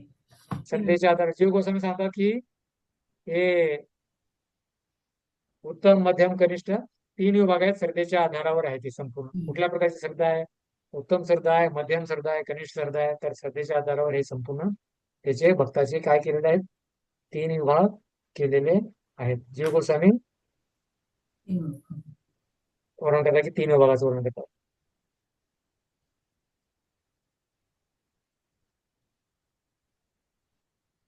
तर उत्तम जाणतोय, काय जाणतोय, तर म्हणून मुकुंद गोस्वामी एक म्हणतात की कोणत्या श्रेणीच्या भक्ता संग करेल तर त्या श्रेणीचा भक्त प्रगती करेल, त्या श्रेणीपर्यंत प्रगती करेल. उत्तमचा केला उत्तम भक्त बनेल, मध्यमचा केला मध्यम बनेल, कनिष्ठचा केला तर तो कनिष्ठ बनू शकतो. तर मग ज्या प्रकारचा तुम्ही संग कराल त्या प्रकारे तुम्ही तो भक्त बनू शकतो. तुमचा एक पीपीटी होता तो येत नाही या ठिकाणी. तर उत्तम हा विचार करतोय, 4 विचार जाणतो. उत्तम उत्तम भक्त आहे तो 4 विचार जाणतो. बरं तेच वर्णन आहे तुमच्या 4 दिला त्यामध्ये. साधना चांगली आहे, शास्त्रोक्त तर्कामध्ये पटू आहे. उत्तम शास्त्रोक्त तर्कामध्ये शास्त्राचं पूर्ण अध्ययन केलेलं आहे आणि शास्त्राचं कोट करून दुसऱ्याला तो सांगू शकतो की कशा प्रकारे कृष्ण भगवंत आहे त्यांची भक्ती केली पाहिजे. तत्वज्ञान संपूर्ण त्याला ज्ञान आहे. दुसरं आहे तत्व जाणलेलं आहे. साधना चांगल्या प्रकारे साधना केलेली आहे त्यांनी. 16 माळा जप, 4 नियमाचं पालन, संपूर्ण साधना केलेली आहे. दुसरं आहे आपण साधना भक्तीबद्दल चर्चा करतोय. तर साधना म्हणजे विधिविधानाचं पालन आणि शास्त्रामध्ये तर्कामध्ये तो पटू आहे. दुसरा आहे तत्व जाणलेला आहे, विवेकपूर्ण निष्कर्ष प्रस्तुत जाणतो. संपूर्ण शास्त्राचं तत्व त्याने जाणलेलं आहे. संपूर्ण शास्त्राचं तत्व त्यांनी जाणलेलं आहे. अशा प्रकारे तद्विधी प्रणिपातेने परिपरिण सेवाप्रीती ज्ञान ज्ञानी तत्वदर्शनातून गुरुने तत्व जाणलेलं आहे. अशा प्रकारे तत्व त्याने जाणलेलं आहे पूर्ण शास्त्राचं, म्हणून तो विवेकपूर्ण निष्कर्ष प्रस्तुत करतो उत्तम भक्त. तिसरा आहे पुरुषार्थ, जीवनाचे अंतिम ध्येय कृष्णप्रेम मिळवणे. त्याला माहित आहे की जीवनाचा उद्देश काय आहे, कृष्णप्रेम मिळवलं पाहिजे. कृष्णप्रेम भगवंताबद्दलचे प्रेम आहे ते मिळवणे त्याचा जीवनाचा उद्देश आहे, पंचम पुरुषार्थ. तर ते त्याला तो जाणतो. 4 विचार. 14 विचार आहे उपास्य, कृष्णाच पूजा व प्रेमाचे एकमेव देवत आहेत. हे ते चांस कलापून सा कृष्णस्तो भगवान संविधानी व्याकुल लोक प्रगयंती वेगळे एकला ईश्वर कृष्ण आर भृत्य. तर त्याला माहित आहे की अशा प्रकारे कृष्णाच पूजा व प्रेमाचे एकमेव दैवत आहेत आणि कृष्णाची पूजा केल्याने सर्व काही मला प्राप्त होईल, हे त्याला पूर्णपणे ज्ञान आहे. तर हे संपूर्ण जीव गोस्वामींनी हे वर्णन केलेलं अशा प्रकारे आणि ह्याच्यामध्ये पण ते वर्णन आहे अशा प्रकारे. तर हे उत्तम 4 विचार जाणतो. आता उत्तमचे हे विचार आहेत 4 उत्तम भक्ताचे. तर दुसरे त्याचे लक्षणे पण आहेत. पहिले विचार पाहिजे, लक्षणे पाहिलं तर शास्त्रोक्त, शास्त्र पंडित आहे तो. शास्त्रामध्ये काय आहे त्याचे पंडित आहे पूर्णपणे, शास्त्राचं पूर्णपणे अध्ययन केलेलं आहे. पण कुठलाही श्लोक कुठल्याही याच्यामध्ये तो बोलू शकतो आणि लोकांना हे करू शकतो. लक्षण आहे शास्त्रामध्ये पूर्णपणे पंडित झालेला आहे आणि निपुण आहे. कशामध्ये निपुण आहे, तर्कामध्ये निपुण आहे. तर्क करण्यामध्ये, लोकांना हरवण्यामध्ये तो फार निपुण आहे. आणि नंतर सर्वथा दृढ निश्चय, संपूर्ण विश्वास आहे त्याला, दृढ निश्चय आहे की कृष्ण भक्ती करणे माझा कर्तव्य आहे. दुसरा आहे प्रौढ श्रद्धा, श्रद्धेमध्ये त्याचा काय झालेला आहे, विकास झालेला आहे. तर 4 प्रकारचे विचार आहेत, 4 प्रकारचे लक्षणे आहेत.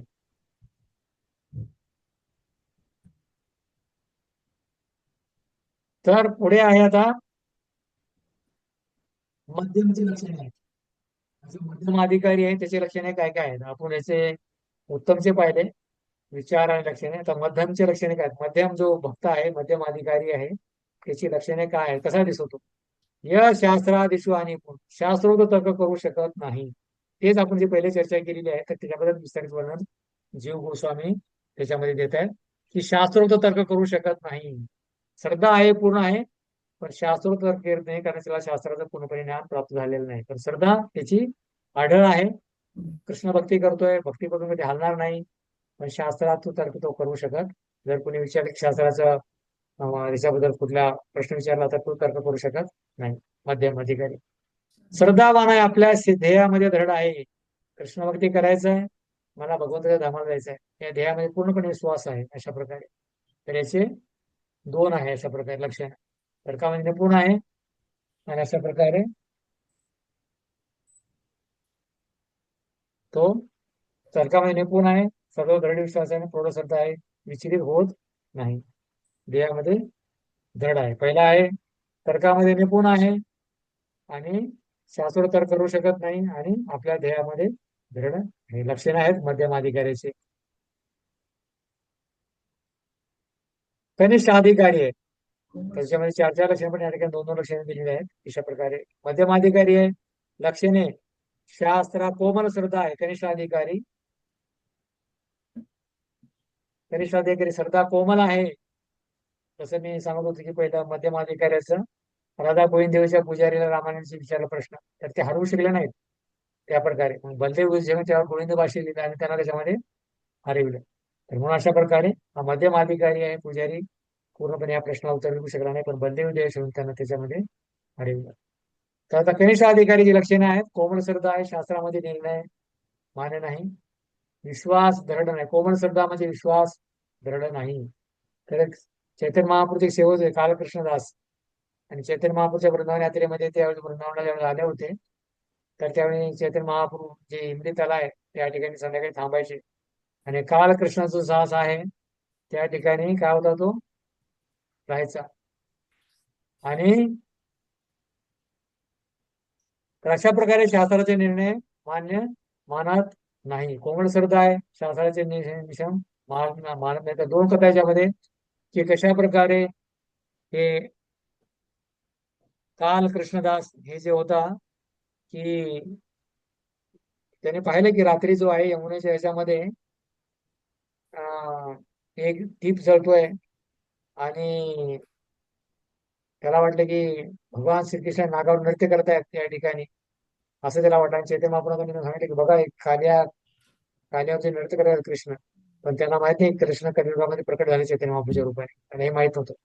एवढंच संगत वंशाकडून त्याची श्रद्धा जी होती मध्यम स्तरावर होती, कनिष्ठ स्तरावर त्याची श्रद्धा होती. तर मग अशा प्रकारचं समजू शकलं चैतन्य महाप्रभू त्या कानाखाली वाटले की अरे ते नाही हे नाही. तर त्याने पाहिलं की जो मछवारा होता की लाल टेन लावलेला होता, आणि त्या बोटीमध्ये लाल टेन जो होता ते फण्याप्रमाणे दिसत होता. अशा प्रकारे चैतन्य सांगितलं की ते कृष्ण नाही, तर ते कोण आहे, मछवारा आहे. अशा प्रकारे तर म्हणून दुसरं आहे ते बलभद्र भट्टाचार्य होते वृंदावन यात्रेमध्ये, चैतन्य महाप्रभूच्या मध्यम स्तराची त्यांची श्रद्धा होती. दुसरं आहे की शास्त्रावर निर्णय मान्य करीत नाही कालकृष्णदास चैतन्य महाप्रभूच्या बरोबर राहत होता, तरी पण त्यांनी भट्टाचार्यांनी काय बरोबर काय केलं, त्यांना भट्टाचार्य बरोबर आकर्षित झाला भगवंता समोर राहून. अशा प्रकारे श्रद्धा कोमल होती, शास्त्राचे निर्णय मान्य नाही. अशा प्रकारे दक्षिण भारतामध्ये ही कालकृष्णदास ही कथा येते. चैतन्य महाप्रभूच्या बरोबर राहून पण तो भट्टारीच्या कथामध्ये तो गेला होता. तर उत्तम, मध्यम आणि कनिष्ठ अशा प्रकारे 3 प्रकारचे लक्षणे आणि विचार याच्याबद्दल जीव गोस्वामी त्यांच्या ग्रंथामध्ये वर्णन करतात. तर आता पुढे वर्णन आहे की कशा प्रकारे 4 प्रकारचे कनिष्ठ अधिकारी आहेत. 4 प्रकारचे कनिष्ठ अधिकारी. तर आपण पाहिलं की उत्तम, मध्यम, कनिष्ठ 3 प्रकारचे भक्त होते. तर या ठिकाणी 4 प्रकारचे कनिष्ठ आहेत. कनिष्ठ 4 प्रकारचे आहेत. तर भगवद्गीता 7व्या अध्यायातील 16व्या श्लोकामध्ये वर्णन आहे. चतुर्विध भजते जना सुकृता जुना ज्ञाने सरा वर्ग वर्षव. 4 प्रकारचे लोक आहेत. प्रभूने अगोदरच पाहिले आहे 4 प्रकारचे कनिष्ठ अधिकारी आहेत. ज्ञानी अशा प्रकारे चतुर्विध 4 प्रकारचे लोक काय करतात, भगवंताची भक्ती करतात. आणि हे कुठले कनिष्ठ श्रेणीमध्ये प्रभूजी आवाज येत नाही. प्रभूजी आवाज येत नाहीये, आवाज काहीच clear ऐकायला नाही. नाही आलं प्रभूजी. 4 प्रकारचे भक्त जे आहेत कनिष्ठ अधिकारी आहेत. येतं ऐकायला येत आता? हो हो हो. हा प्रभूजी. पाठीमागे गेल्यानंतर आवाज येत नाही, पुढे नंतर आवाज येतो, हरकत नाही. तर 4 प्रकारचे कनिष्ठ अधिकारी आहेत. तर उत्तम, मध्यम, कनिष्ठ पाहिला आपण 3 प्रकारचे भक्त. त्याच्यामध्ये कनिष्ठ अधिकारी आहेत 4 प्रकारचे कनिष्ठ अधिकारी आहेत. उत्तम 4 प्रकारचे कनिष्ठ अधिकारी आहेत. कुठले? अर्थ, जिज्ञासू, अर्थार्थी आणि ज्ञानी. तर आता 4 प्रकारचे कनिष्ठ कोण आहेत? अर्थ आहे, दुःखी आहे व्यक्ती, पीडित आहे, कुठेतरी बिमारी झालेली आहे, हे झालेली आहे, आणि तो ज्यावेळेस मग भगवंता शरणागत होतो, अरे भगवान मला या बिमारीमधून बाहेर करा, मला दुःखी आहे. तर दुःखी अवस्थेमध्ये काय करतो, भगवंताची शरणागती भक्ती करतो. तो दुःखी अवस्था ज्यावेळेस जीवनामध्ये दुःख येतं तर ज्यावेळेस भक्ती करतो, आणि ज्यावेळेस दुःख नाही होतं तर भक्ती सोडून जातो. तो आहे अर्थ, पीडित आहे. त्याचं उदाहरण दिलेलं आहे गजेंद्र. गजेंद्र हाती, त्याने ज्यावेळेस पाहिलं की त्याचा जो पाय जे आहे मगरमच्छीने पकडलेला आहे अच्छा. पाण्यामध्ये, तर त्या त्रिकुट पर्वताच्या ह्याच्यामध्ये, तर त्यावेळेस त्याने पाहिलं की की माझा आता कुठला काही शरणागती नाहीये. तर म्हणून त्याने भगवंताची प्रार्थना केली आणि भगवंत येऊन त्याचं रक्षण केलं. म्हणून दुःखी अवस्थेमध्ये भगवंताची शरणागती घेतो ते म्हणजे आर्त पीडित. त्याचं उदाहरण दिलेलं आहे गजेंद्र. तर हे 4 प्रकारचे कनिष्ठ अधिकाऱ्याचं वर्णन करा. तर हे आर्त, अर्थाची जिज्ञासुने आणि हे 4 प्रकारचे जे आहेत तुम्ही सांगू शका. तर आर्त आहे दुःखी म्हणजे गजेंद्र. तर शुद्ध भक्ती नव्हती, पण समस्या आली जीवनामध्ये त्यावेळी भगवंताची ते शरण घेतली. म्हणून आता पण लोक पाहतो आपण जीवनामध्ये दुःख आलं तर भगवंताची शरण घेतात, दुःख झाल्या गेल्यानंतर भगवंताची भक्ती सोडून देतात. दुसरा आहे अर्थार्थी. याचं उदाहरण आहे ध्रुव महाराज. धनाची औषधं असणारा ध्रुव महाराज कसा अर्थार्थी होते, तर त्यांचे पिता होते महाराज उत्तमपाद, आणि त्याच्या 2 पत्न्या होत्या, सुनीती आणि सुरुची. तर ही सुनीती होती ध्रुव महाराजांची आई होती, दुसरी होती सुरुची होती, ती उत्तमची आई होती.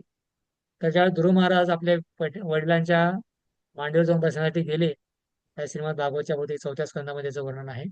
तर त्यावेळेस गेले, तर त्यावेळेस त्याची जी सुरुची होती तिने सांगितलं की तुला या वडिलाच्या याच्यावर बसायचा तुला अधिकार नाहीये, कारण तुझा जन्म माझ्या पोटातून झालेला नाही.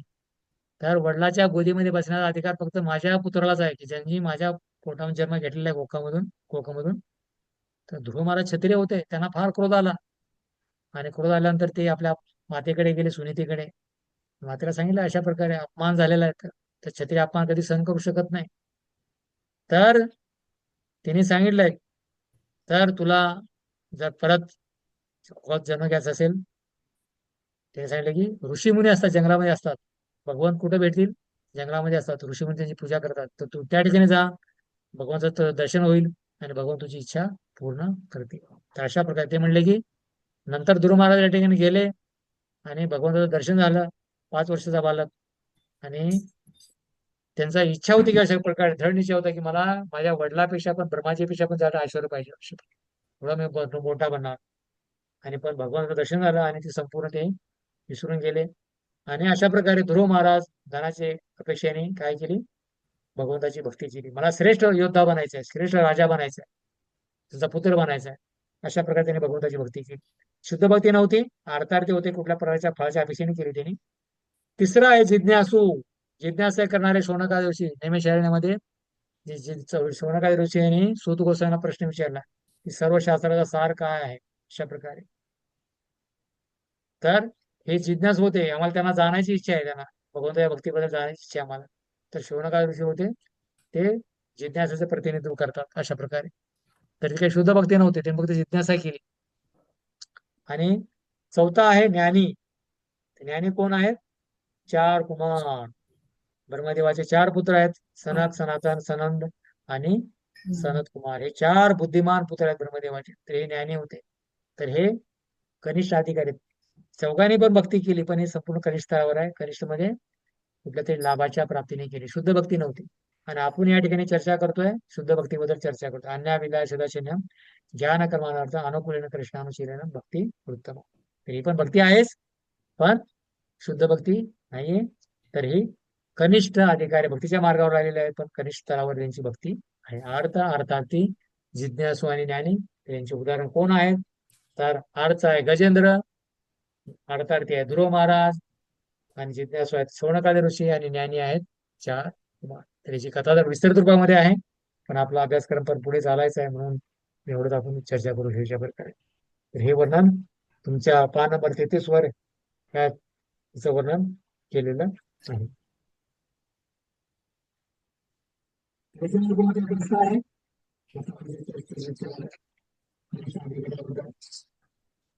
प्रभूजी तुमचा आवाज येत नाहीये. आता येत नाही, बिलकुल आवाज येत नाही. आता आलं, आता आलं. अच्छा, असं काय होतंय? पण तुम्ही गेल्यानंतर आवाज येत नाही, पुढे मागे गेले की येत नाही, पुढे आलं की येत, तसं आहे. अच्छा. तर 1 मिनिट, आम्ही तुमचा जरा इयरफोन लावतो, इयरफोन लावून बोलतो जरा बघतो. पण ते सेटिंग मध्ये जावं लागेल परत. आणि नको राहू द्या प्रभूजी, चालेल असेल. तर अपेक्षा आहे तुम्हाला समजत असेल अशा प्रकारे. तर हे गजेंद्र आहे, महाराज इंद्रदुम्न होते. अशा प्रकारे त्यांचं विस्मृती झाली, अपराध केला, आणि गजेंद्र म्हणल्यानंतर त्यांचं हे प्रकार झाले. नंतर नारद मुनीच्या संघात आले ध्रुव महाराज, त्यांचा उद्धार संघ झाला. ज्ञानेश्वर ऋषी सूत गोस्वामी संघामध्ये आले आणि बुद्धिमान चार कुमार तुळशी महाराणीचा संघ झाला, ब्रह्मज्ञानी होते आणि अशा प्रकारे ते भक्त, हे पण भक्त म्हणले. कनिष्ठ अधिकारी होते पण संघामध्ये आले ते पण ते भक्त म्हणले.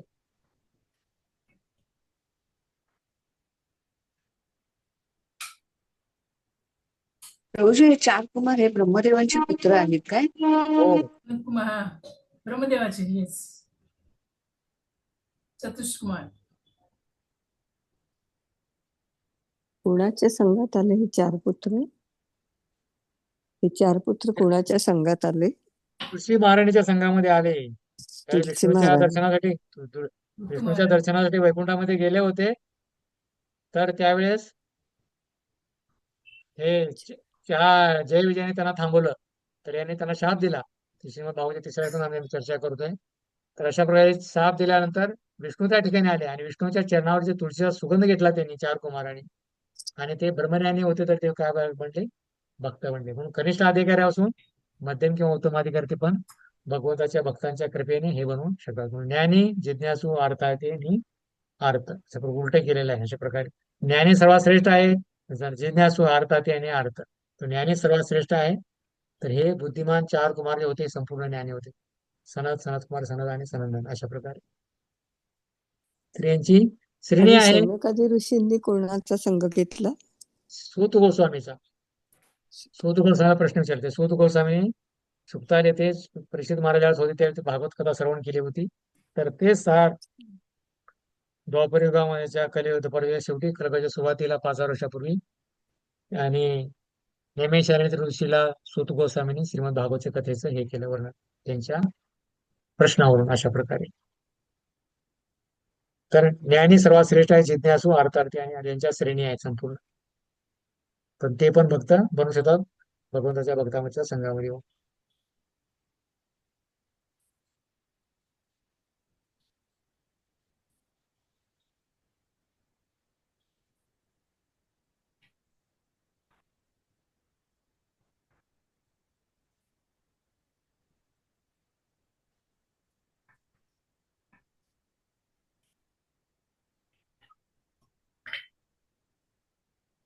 तर या ठिकाणी एक वर्णन आहे. भक्त जे आहे, एक मिनिट ठिकाणी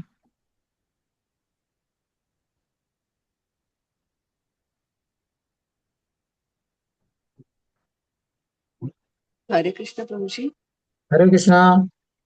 प्रभूजी तुम्ही ही श्रेणी सांगितली आता, ज्या ज्ञानी, जिज्ञासू, अर्थात हे काही समजलं नाही. म्हणजे श्रेणी वाईज म्हणजे कसं लावायचं हे? तर ज्ञानी उच्च श्रेणी आहे, त्यानंतर जिज्ञासू आहे, अर्थार्थी आणि अर्थ आहे. अशा प्रकारे ती श्रेणी आहे. अशा प्रकारे पण तिन्ही जर भक्ताच्या संघामध्ये जर आले तर ते नंतर मध्यम किंवा उत्तम भक्त बनू शकतात. कनिष्ठ कनिष्ठाची श्रद्धा आहे संपूर्ण. 4 प्रकारचे कनिष्ठ लोक आहेत संपूर्ण. कुठल्या प्रकारचे? तर असं नाही की यांचीच तुला आपण करतो, पण व्यक्तीमध्ये पण असं असू प्रकारे कोणी फक्त ज्ञानच प्राप्त करतो फक्त, कोणी जिज्ञासू आहे, अर्थार्थी आहे, किंवा कोणी अर्थ पीडित आहे. तर 4 प्रकारे पण भगवंताची भक्ती करतात असे लोक प्रकारे. कोण ज्ञान प्राप्त करण्याचा प्रयत्न, कृष्ण कोण आहे मला जाणायचं आहे, तर तुम्ही भक्तिशास्त्री करता या ठिकाणी. तर कोणी म्हणा की ठीक आहे मला कृष्ण भक्ती जाणायची त्यासाठी मी हे करतोय, तर ज्ञानीच्या स्तरावर आहे.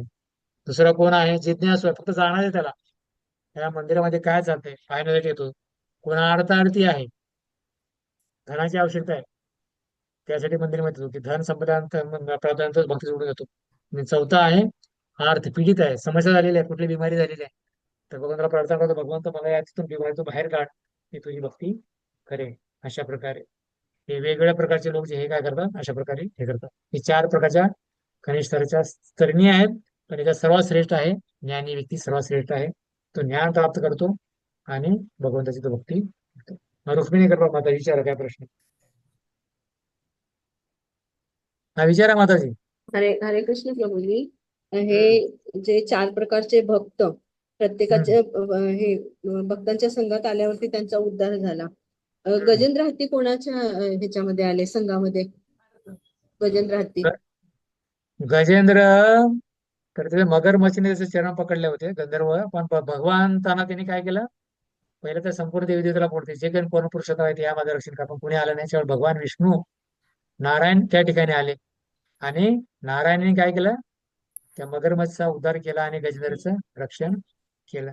तर म्हणून जे गजेंद्र आहेत त्याने पण चैत्य गुरु परमात्म्याचा संघ झाला त्यांना. चैत्य गुरु परमात्म्याचा संघ त्यांना चैत्य झाला. गुरु परमात्मा. ओके. हा, ते कारण महाराज इंद्रच म्हणून होते. चैत्य गुरु परमात्म्याचा संघ झाला, ध्रुव महाराज नारद चैत्य मुनीचा गुरु संघ झाला, सूत गोसावी नेमिषारद ऋषीचा संघ, आणि हे श्री 4 गोविंद कुमाराचा तुळशी महाराजचा संघ झाला. अशा तुळशी प्रकारे महाराणी. ओके. चैत्य गुरु परमात्मा थँक्यू. संघ त्यांना झाला. आणि स्मृती त्याची जे होते ते विस्मृती होती, स्मृतीमध्ये आली, आणि अशा प्रकारे ते भगवंताला पुकारला आणि त्याच्यावर त्यांचा उद्धार झाला. ठीक आहे. ओके. हा, चित्रा सखी माताजी, काय विचारा माताजी. हा तुम्ही वर केलेला आहे. चित्रा सखी माताजी. हरे हरे कृष्ण प्रभूजी. हा.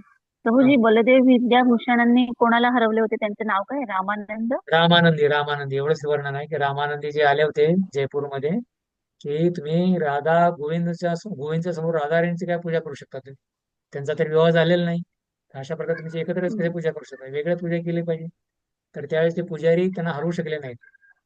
तर त्यावेळेस मध्ये बलदेव विद्याभूषणी गोविंद भाष्य लिहिलं. त्या गोविंद भाष्याच्या तर्कामध्ये त्यांना ते हरवलं.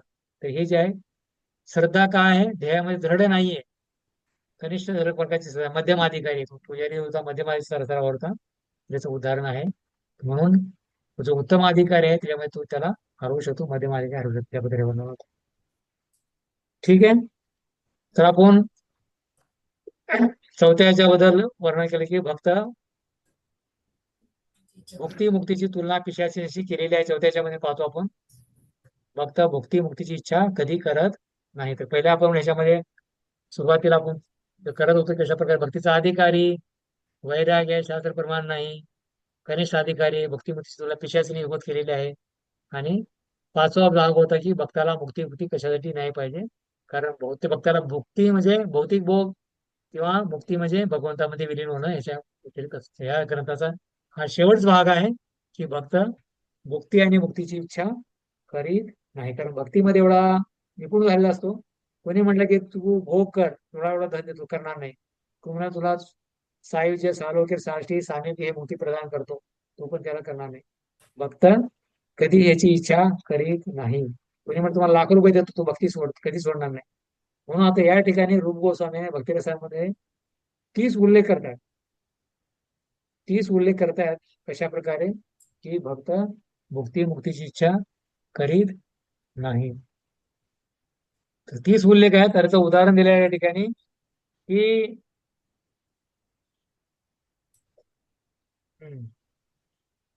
जर कोण प्रियकर आणि प्रियसी याचं उदाहरण या ठिकाणी दुसरे भक्त देत होते, तर माहिती रूप गोस्वामी दिलेलं नाही. तर या ठिकाणी वर्णन आहे. हा, तर हे भक्त आहे, भक्त नाही, एक प्रियकर आणि प्रियसी आहे. आणि त्या प्रियसी त्या प्रियकराला फार आवडती आहे, अशा प्रकारे फार प्रेम करतो. ते त्याला प्रेम, ते प्रेम करतो. पण जर दुसरा कोणी व्यक्ती आला आणि तो म्हणाले तुझे जे तुझ्यावर प्रेम करतो ना, त्याचं नाक चांगलं नाही, डोळे चांगले नाहीत, हे चांगलं नाही, ते रूप चांगलं नाही, ते नाही, तर त्याला फार वाईट वाटत ते प्रिय करायला. तो म्हणतो की अरे एवढं मला प्रिय आहे, सर्व काही मला ज्ञान आहे, की तुम्ही असे कसे काय पडतात? तर म्हणून जो भक्त जो आहे काय करतोय, भक्तीशी एवढा घनिष्ठ आहे की त्याला भुक्ती मुक्तीची काही औषधा लागत नाही, तो निश्चय आहे. जरी कोणी म्हणलं की असं तसं, जर कोणी भक्तीला जर नाव ठेवलं तर तो त्याला काय करेल, तो शास्त्रानुसार तर्काद्वारे त्याला हरवेल. अशा प्रकारे की भगवंत अशा प्रकारे आहे त्याच्यातलं. मुक्ती आणि मुक्तीपेक्षा भक्ती कशी श्रेष्ठ आहे, म्हणून भक्त जो आहे मुक्तीची इच्छा करीत नाही. तर हे भौतिक उदाहरण पाहतो की प्रेयसी आणि प्रियकरचं, की एवढं सुंदर आहे सर्व, पण कोणी नाव जर ठेवलं तर त्याला सहन होत नाही, तो लगेच तो त्याला काहीतरी शिव्या देईल. पण या ठिकाणी शास्त्रोक्त भाषेमध्ये आता काय करतात, संस्कृत आहे रूप गोस्वामी, म्हणून काय करतात ते की ते सांगतात की कशा प्रकारे भगवान श्रीकृष्ण सुंदर आहे ते रूप गोस्वामी सांगत आहेत, आणि ते उपदेश शास्त्रानुसार देत आहेत, कारण ते सुस्कृत आहेत. तर कोणी म्हणणार कृष्णा का भक्ती करतात, मी ह्यांची काय पूजा करतात, अशा प्रकारे काय केलं. तर आता रूप गोस्वामी जर कोणी म्हणतात की भक्तीपेक्षा मुक्ती आणि मुक्ती श्रेष्ठ आहे, तर त्या ठिकाणी वर्णन करते की भक्ती मुक्तीपेक्षा भक्ती कशी श्रेष्ठ आहे. तर 30 उल्लेख आहेत शास्त्रामध्ये वर्णन करून सांगतात, आणि त्याचं वर्णन पण याच्यामध्ये वर्णन आहे की 30 उल्लेख आहेत की भुक्ती आणि मुक्तीपेक्षा भक्ती कशी श्रेष्ठ आहे. म्हणून भक्त जो आहे फक्त काय करतो, भुक्ती मुक्तीची इच्छा करत नाही, तो भगवंताची भक्ती तो करत राहतो. तर याच्यात 30 जे वर्णन आहे ते आपण आता चर्चा करणार आहोत. भक्त भुक्ती मुक्तीची इच्छा करीत नाही, 30 उल्लेख. तर पहिला उल्लेख आहे या ठिकाणी चैतन्य महाप्रभूने शिक्षाक्रम प्रमाणे वर्णन केले. ना धनम न जनाम सुंदरी कविता मा जगदीश का भये मम जन्मने जन्मनेश्वरे भवतार भक्ती आहे तुकी तुवी. तर शुद्ध भक्त मुक्तीस किंचितही महत्व देत नाही. चैतन्य महाप्रभूने श्रीकृष्णाची अशी प्रार्थना केली, नरसी हे नंदनंदन श्रीकृष्ण, मला भौतिक भोगा सुखाची मुळीच अभिलाषा नाही. मला हे सुख, अनेक अनुयायी, अपार संपत्ती, सुंदर स्त्री किंवा भौतिक संसारातून मुक्ती अशा कोणत्याही स्वरूपात नको. मी जरी एका मागोमाग एकेशाने जन्म घेतले तरी माझ्या आपल्या चरणाची एकच प्रार्थना आहे, ते म्हणजे भक्तांचे माझ्या मनात तुमच्याविषयी भक्ती भावना सदैव राहू दे. एका भक्ताचे ध्यान भगवंताचे नाम रूप गुणिला यांच्या कीर्तनात कानात आकर्षित झाले असते, ही मुक्तीची मुळीच परवा करीत नाही. कारण भगवंताच्या नाम रूप गुणिल्यामध्ये एवढा मग्न झाला असतो, पण त्याला कोणी धनाची आवश्यकता नाही, लोकांची आवश्यकता नाही, किंवा सुंदर स्त्रीची त्याला आवश्यकता नाही. केवळ तो भगवंताची भक्ती मम जन्मने जन्मने सूर्य भवतार भक्ती आहे तुझी. चैतन्य म्हणून सांगितलं की अशा प्रकारचे स्वतः लागतात की मला धन नको, जन नको, सुंदरी नको, म्हणून भक्त जो आहे मुक्तीची इच्छा करत नाही, तो भक्ती करत राहतो. तर हे पहिलं आहे, भक्त याची इच्छा करीत नाही. चैतन्य महापुरुष उदाहरण श्री श्रीरामपुरामध्ये. तर दुसरं आहे बिलोबंगल ठाकूर. मुक्तीदेवी भक्ताच्या उंबरट्यावर हात जोडून उभी आहे. मुक्तीदेवी भक्ताच्या उंबरट्यावर हात जोडून आहे, घरामध्ये उभी आहे. ज्यावेळेस भक्त भक्ती करतो तर मुक्तीदेवी भगवताच्या उंबरठ्यावर येऊन उभी आहे की मी काय सेवा करू तुमची, अशा प्रकारे हात जोडतो. अशा प्रकारे काय सेवा करू तासूस मी, अशा प्रकारे. तर ह्याचं जे आहे पुढे वर्णन केलेलं आहे, कोणी वाचू शकतंय दुसऱ्या पॅराग्राफ, पान नंबर 36 वर दुसऱ्या पॅराग्राफ मध्ये शेवटच्या वर बिलोमंगल ठाकूर यांनी म्हटले आहे. उज्ज्वला भक्ती माता तुमच्याकडे आहे पुस्तक? पुस्तक आहे का भक्तिरत्न चंदू? अनम्यूट करा आणि बोलू शकता. हा प्रभूजी पुस्तक आहे, पण माझं शांताक्रुजला राहिलंय, मी आता दादरला आहे. अच्छा हरे अच्छा. आणखी कृष्ण. कोण आहे ज्याच्याकडे पुस्तक आहे पण वाचायची इच्छा आहे, ज्याने वाचलं नाही ते? हो प्रभूजी. कोण वाचतंय? कुठला पॅरेग्राफ वाचायचा प्रभूजी? 36 हा ध्रुव महाराज वाचू का प्रभूजी? ध्रुव महाराजांचं नाहीये, बिलोमंगल ठाकूरांचं, पान नंबर 36 वर. कुठला पॅर आहे? तुमचं झालेलं आहे माताजी, बाकी ज्याने वाचलं नाही त्यांना संधी द्या. हा, मी नाही वाचत आहे, आमचे प्रभूजी. हा वाचा वाचा. बिलोमंगल ठाकूरांचं पॅरा कुठला आहे पण? 31 पानावरचा खालून दुसऱ्या पॅराग्राफ मधूनच. विचारा 31 पानावरचा. पान 31 आहे का? 33 वाचू देतो पर्यंत. या उलट आध्यात्मिक जीवनाची या उलट आध्यात्मिक वाचू? श्री बिलोमंगल ठाकूर. हा. कोण वाचताय प्रभूजी? कुणीतरी वाचा एक जण. वाचू का प्रभूजी मी? हा, वाचा. या उलट आध्यात्मिक जीवनाची परिपूर्ण कल्पना म्हणजे आणि ते स्वतःच्या नाही म्हणतात, बिलोमंगल ठाकूर. तिने माहिती आहे, हे चाललं होतं ध्रुव महाराज. बिलोमंगल प्रभूजी पान ठाकूरांचं. नंबर 37 वर आहे. पान नंबर ठीक आहे. 37 वर सुरुवातीला आहे. हा ठीक आहे, माझ्याकडे 36 मध्ये बिलोमंगल ठाकूरांचं आहे. मुक्ती इच्छा करता चैतन्य महापुरुष दुसऱ्या त्याच कार्यक्रम मध्ये शेवटचा भाग आहे. मी वाचू का प्रभूजी? वरील विधानाप्रमाणेच प्रभूजी आहे का? नाही, बिलोमंगल ठाकूर यांनी म्हटले आहे की हे प्रभू, मी वाचू प्रभूजी. श्री बिल्वमंगल ठाकूर यांनी म्हटले आहे की हे प्रभू, जर मी तुमच्या सेवेत रत असेन तर मी सहजच तुमचे अस्तित्व सर्वत्र जाणू शकेन. आणि मुक्तीविषयी सांगावयाचे तर मला असे वाटते की मुक्तीदेवी सतत दोन्ही हात जोडून माझ्या सेवेकरिता आतुर असते. म्हणून शुद्ध भक्तांकरिता मुक्ती किंवा मोक्ष प्राप्ती या महत्वाच्या गोष्टी नसतात. हे आहे. दुसरं कारण आहे की भक्ताला मुक्तीची इच्छा करत नाही, भक्त मुक्तीची इच्छा करत नाही. तर दुसरं आहे, पहिलं चैतन्य महाप्रभू ना दरम्यान सुंदरी, दुसरं आहे बिलोमंगल ठाकूर की ज्यावेळी भक्त भक्ती करतो तर मुक्ती देवी त्याच्या उंबरठ्यावर हात जोडून उभी आहे, मी काय तुमची सेवा करू. तर दुसरं हे काय आहे, दुसरा उल्लेख आहे. 30 उल्लेख आहेत. त्याच्यामध्ये आज 30 होणार नाहीत, पण पुढच्या ह्याच्यामध्ये मग दुसरे उल्लेख होतील. आपण आज 7-8 उल्लेखावर चर्चा करणार आहोत फक्त. तर हे दुसरा उल्लेख आहे, भक्ताला मुक्ती आणि मुक्ती नको आहे, केवळ भक्ती पाहिजे. तिसरा आहे श्रीमद भागवतचा 3रा स्कंद 25वा अध्याय 36व्या श्लोकामध्ये कपिल देव देवहूतीला म्हणतात भगवंताचे नाम रूप लीलेमध्ये मग्न असणाऱ्या भक्ताला काही नाही पाहिजे. कपिल देव तिसरा स्कंद 25 अध्याय 36 श्लोक. कोण वाचू शकतंय? ज्यांनी वाचलं नाही त्यांनी. हरे कृष्णा प्रभूजी, धन्यवाद, प्रणाम. प्रणाम. या संदर्भात कपिल देवांनी श्रीमद भागवतात 25.36 आपली माता देवहूतीला असा उपदेश केला आहे की, हे माता, माझे शुद्ध भक्त माझे शुद्ध भक्त माझे अत्याकर्षक रूपे, मुख सौंदर्य आणि शारीरिक रचना पाहून मंत्रमुग्ध होतात. माझा कृपा कटाक्ष, माझे हास्य आणि माझ्या लीला त्यांना इतक्या अनुपम सौंदर्याने नटलेल्या वाटतात की त्यामुळे त्यांची मने सदैव माझ्या चिंतनात मग्न होतात आणि ते आपले सर्वस्व मला अर्पण करतात. त्यांना जरी कोणत्याही प्रकारची मुक्तीची अथवा भौतिक सुखाची कामना नसते, तरी मी त्यांना माझ्या परमश्रेष्ठ धामामध्ये निवास प्रदान करतो. हरे कृष्ण. धन्यवाद माताजी. तर हे पहिल्या याच्यामध्ये मी चर्चा करत होतो. चैतन्य महाप्रभू ज्यावेळेस श्रीधर कोल्हाबीच्या त्यांच्या भक्तांना विचारलं होतं. चैतन्य महाप्रभू स्वतः भगवंत होते. तर त्यावेळेस त्यांना विचारलं होतं. तर चैतन्य महाप्रभूंना त्यांनी श्रीकृष्ण विचारले की मला कुठल्या प्रकारचं वरदान मला नाही पाहिजे. म्हणजे भगवंताचा भक्त आहे, कुठल्या प्रकारचं वरदान? चैतन्य महाप्रभू तुला कुठलं मुक्ती पाहिजे, धन पाहिजे, काय पाहिजे माग. तर श्रीधर कोल्हाबीच्या बोलले की मला काही नाही पाहिजे. न धनम जन सुंदरी, ह्याच्यामध्ये हे श्रीधर कोल्हाबीचं उदाहरण येतं. सर बिलोमंगल ठाकूर पाहिलं की उंबरठ्यावर उभे राहणे. तिसरा आहे देवहूती. तर हे देवहूती कपिल देव महाराजांची माता आहे आणि कर्दम मुनीची पत्नी आहे. कपिल मुनी जे आहेत त्यांचे पुत्र आहेत. तर पुत्र आपल्या मातेला काय करतात? उपदेश देतात. स्वतः भगवंत आहेत. तर म्हणून ते म्हणतात की अशा प्रकारे भगवंताचे नाम रूप गुण लील्यामध्ये मग्न असणाऱ्या भक्ताला काही नाही पाहिजे. सर्वात श्रेष्ठ आहे नाम घेत असतो, भगवंताचं दर्शन करत असतो आणि भगवंताच्या लीलेमध्ये मग्न आहे. लीला श्रवण करतोय, पाहतोय किंवा ऐकतोय शब्दाने, तर तो मग्न आहे. तर त्या भक्ताला याच्या व्यतिरिक्त दुसरं काही नको आहे. म्हणून हे भक्त मुक्तीची इच्छा करत नाही. याच्यामध्ये हे तिसरं उदाहरण आहे कपिल माने देवहूती. तर याचं एक उदाहरण आहे रामानुजाचार्य धनुदास श्रीरंगमची कथा. अशा प्रकारे रामानुजाचार्य धनुदास श्रीरंगचे तुम्ही काही ऐकले असेल.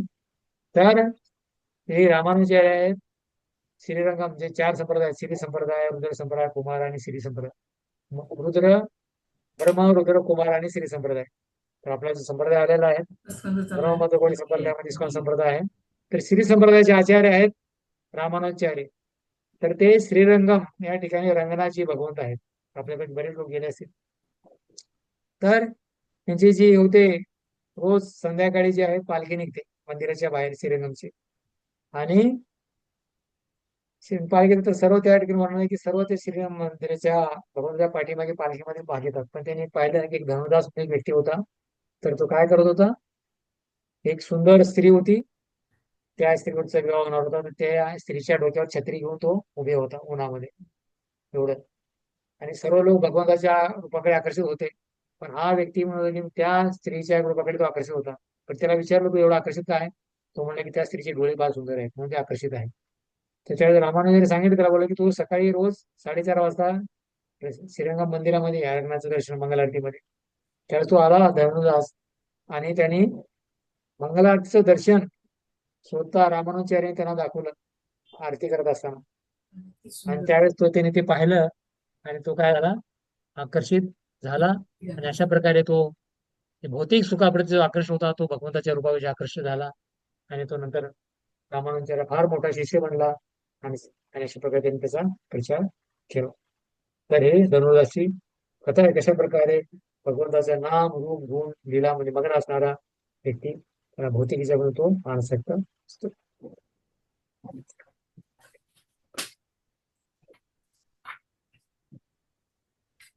तर श्रीमद भागवतातील प्रमाण शुद्ध भक्तांना अशा आस्वाद करते की त्यांना पूर्ण कृष्ण भगवंताच्या सांगण्याची निश्चित प्राप्ती होते. या श्री रूप गोस्वामी म्हणतात की जो म्हणून भगवान श्रीकृष्णाच्या चरणकमलाच्या सौंदर्याने अथवा त्यांच्या सेवेच्या माधुर्याने वास्तविक आकर्षित झाला आहे आणि या आकर्षणामध्ये त्याचे चित्त सतत दिव्य सुखाने ओतप्रत झालेले आहे, त्याला सर्व मोक्षाची कधीही इच्छा होत नाही. असा मोक्ष निरीश्वर सिद्धा सर्वाधिक महत्वपूर्ण असतो. रूप गोस्वामी सांगतात की ज्यांना भौतिक ह्याच्यातून मुक्त व्हायचं आहे तर त्याने आपण ह्याच्या पाठीमा पण चर्चा करतो कशा प्रकारे त्यांनी केशी गाठवून झालं नाही पाहिजे.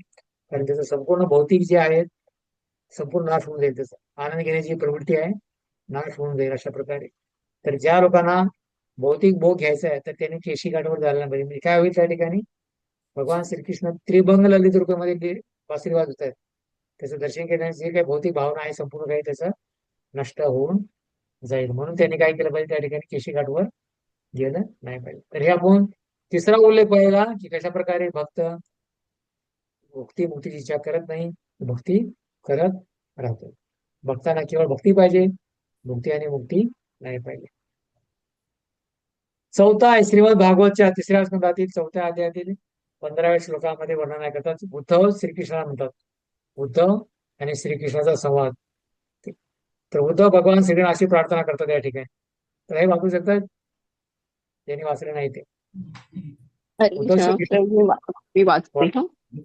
वरील विधानाप्रमाणे श्रीमद भागवतात 3:14 आणखीन एक विधान आढळते. येथे उद्धव भगवान श्रीकृष्णांना अशी प्रार्थना करतो, हे प्रभो जे भक्त तुमच्या चरणकमलाच्या दिव्य प्रेममयी सेवेमध्ये निमग्न असतात त्यांना धर्म अर्थ काम आणि मोक्ष या 4 पुरुषार्थाच्या कक्षेतील कोणतीही गोष्ट प्राप्त करणे मुळीच कठीण नसते.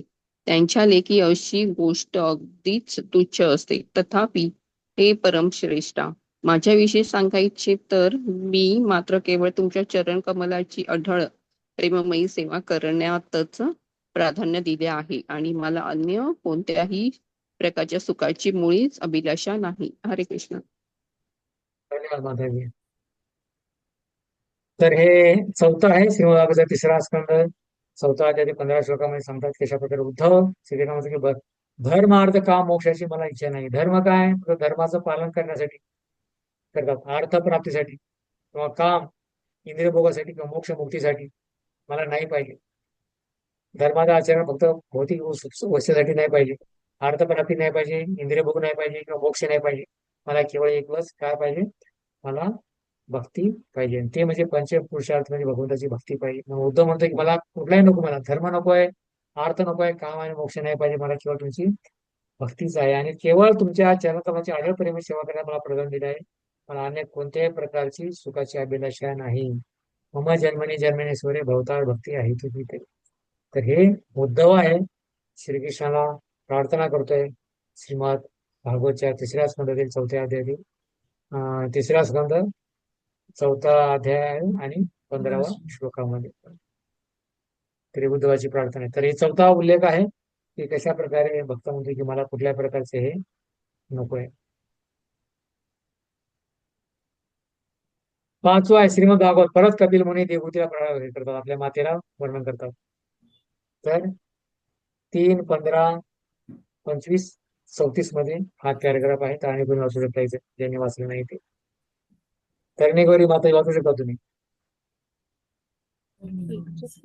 श्रीमद भागवतामध्ये कपिल देव आपल्या मातेला उपदेश करताना म्हणतात, हे माते, ज्या भक्तांची अंतकरणे माझ्या चरणकमलाच्या सेवेने ओतप्रत भरलेली आहेत आणि ते माझ्या संतुष्टीसाठी काही करण्यास सदैव तत्पर असतात, तसेच जे माझ्या नाम रूप गुण आणि लीलाचे स्वरूप जाणून घेण्यासाठी एकत्रित येऊन माझे गुणगान करतात, दिव्य आनंद प्राप्त करतात, ते कधीही माझ्याशी एकरूप होऊ इच्छित नाहीत. माझ्याशी एकरूप होण्याची इच्छा तर सोडाच, पण अशा भगवंतांना जरी मी माझ्यासारखे ऐश्वर्य, माझ्यासारखे माझ्या धामातील पद, माझे व्यक्तिगत सानिध्य, माझ्यासारखे रूप देऊ केले तरी ते यापैकी काही स्वीकारत नाहीत.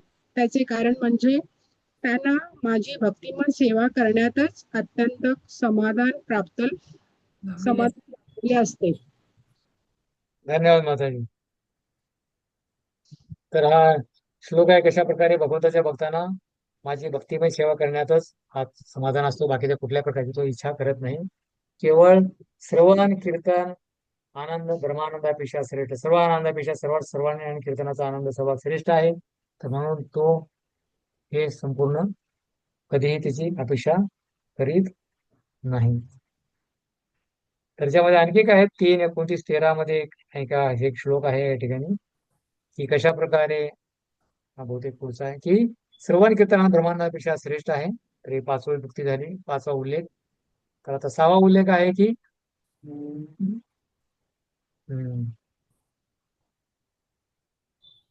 त्यासाठी प्रवृत्ती आहे.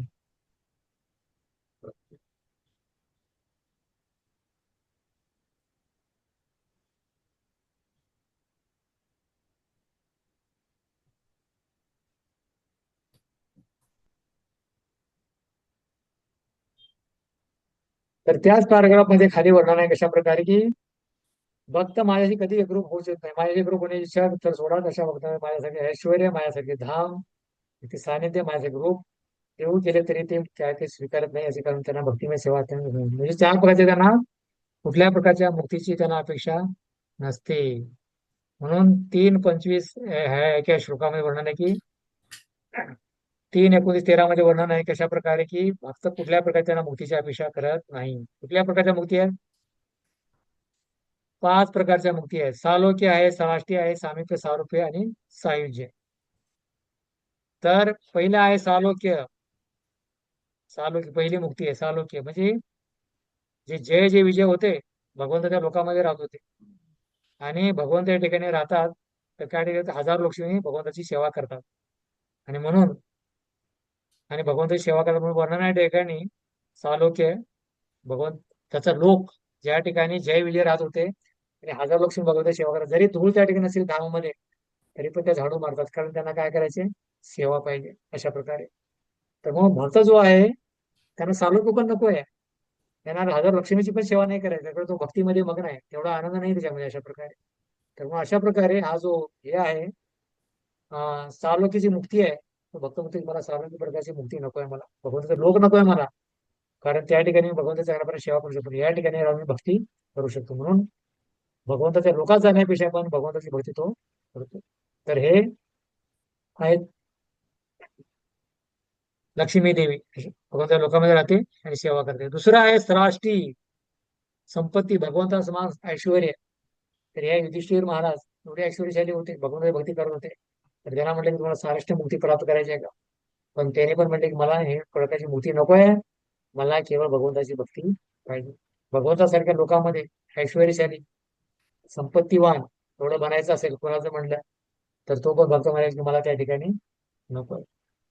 तिसरं आहे सामिप्य, भगवंताच्या समोर राहायच्या बरोबर राहायचंय. जसं उदाहरण दिलेलं आहे अर्जुन आणि हनुमान.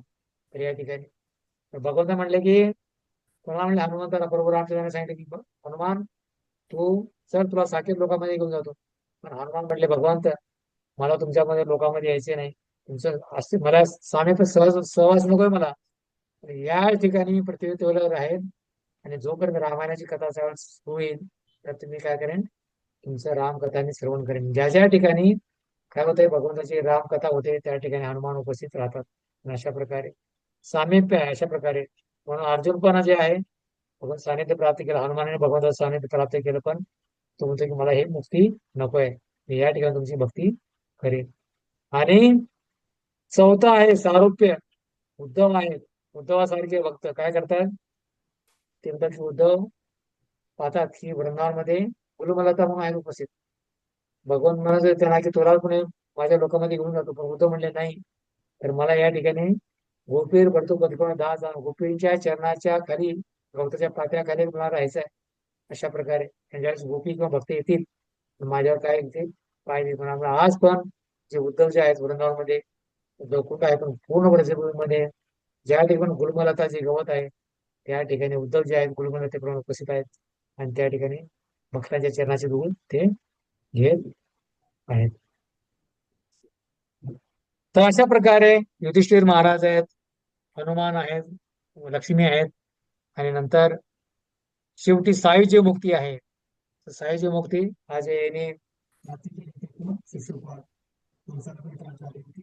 होत नाही. भक्त कधी आवाज नाही येत. तरी भक्त सायुज्य मुक्ती म्हणजे ब्रह्मग्रंथाच्या ह्याच्यामध्ये विलीन कधी होत नाहीत. भक्तांना भगवंताच्या हृदयाच्यामध्ये शरीरामध्ये विलीन होण्यासाठी आनंद असतो. भगवंताची सेवा करण्यामध्ये त्यांना आनंद होतो. भगवंतामध्ये कधी विलीन होत नाहीत. जर कोणी पुत्र असेल तो म्हणेल पित्याला की तुमच्यामध्ये मला विलीन व्हायचं आहे, तर त्याला आनंद होणार नाही, पित्याला पण आनंद होणार नाही आणि पुत्राला पण आनंद होणार नाही. म्हणून भक्त त्या पुत्राला पित्याची सेवा करण्यामध्ये आनंद होतो. तर त्याच प्रकारे भक्तांना सालोक्य, सराष्टी, सामिप्य, सारोक्य आणि सायुज्य, भगवंतासारख्या लोकांमध्ये जायची इच्छा नसते. भगवंतासारखं ऐश्वर्य नाही पाहिजे, भगवंताचं सानिध्य नाही पाहिजे, भगवंतासारखं रूप नाही पाहिजे किंवा भगवंताच्या शरीरामध्ये विलीन व्हायची त्यांना इच्छा नाही. तर अशा प्रकारे भक्त कुठल्या प्रकारची याची इच्छा तो करीत नाही. म्हणून भक्त म्हणतोय की मला मुक्ती नाही पाहिजे, 5 प्रकारची मुक्ती नाही पाहिजे. सालोक्य सारथी सामिप्य सारुप्य आणि सायुज्य. अशा प्रकारे तिसऱ्या स्कंदातील 19व्या अध्यायातील 13व्या श्लोकामध्ये हे कपिल मुनी आपल्या मातेला सांगतात की माझ्या भक्ताला कुठल्या प्रकारची मुक्ती नको आहे. 5 प्रकारच्या मुक्ती आहेत, नको आहे. तर कुठल्या प्रकारच्या 5 मुक्ती आहेत? तर हे सालोक्य सारथी सामिप्य सारुप्य आणि सायुज्य हे 5 प्रकारच्या मुक्ती आहेत. ह्या भक्ताला नको आहेत, कारण तो भक्ती करत राहतो आणि भगवंताचे नाम रूप गुणलीचं श्रवण तो करत राहतो.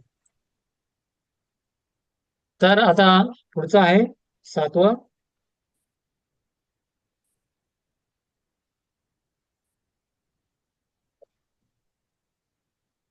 हा चित्राचं की माता विचारा काय प्रश्न आहे, वेळ आहे आपल्याकडे.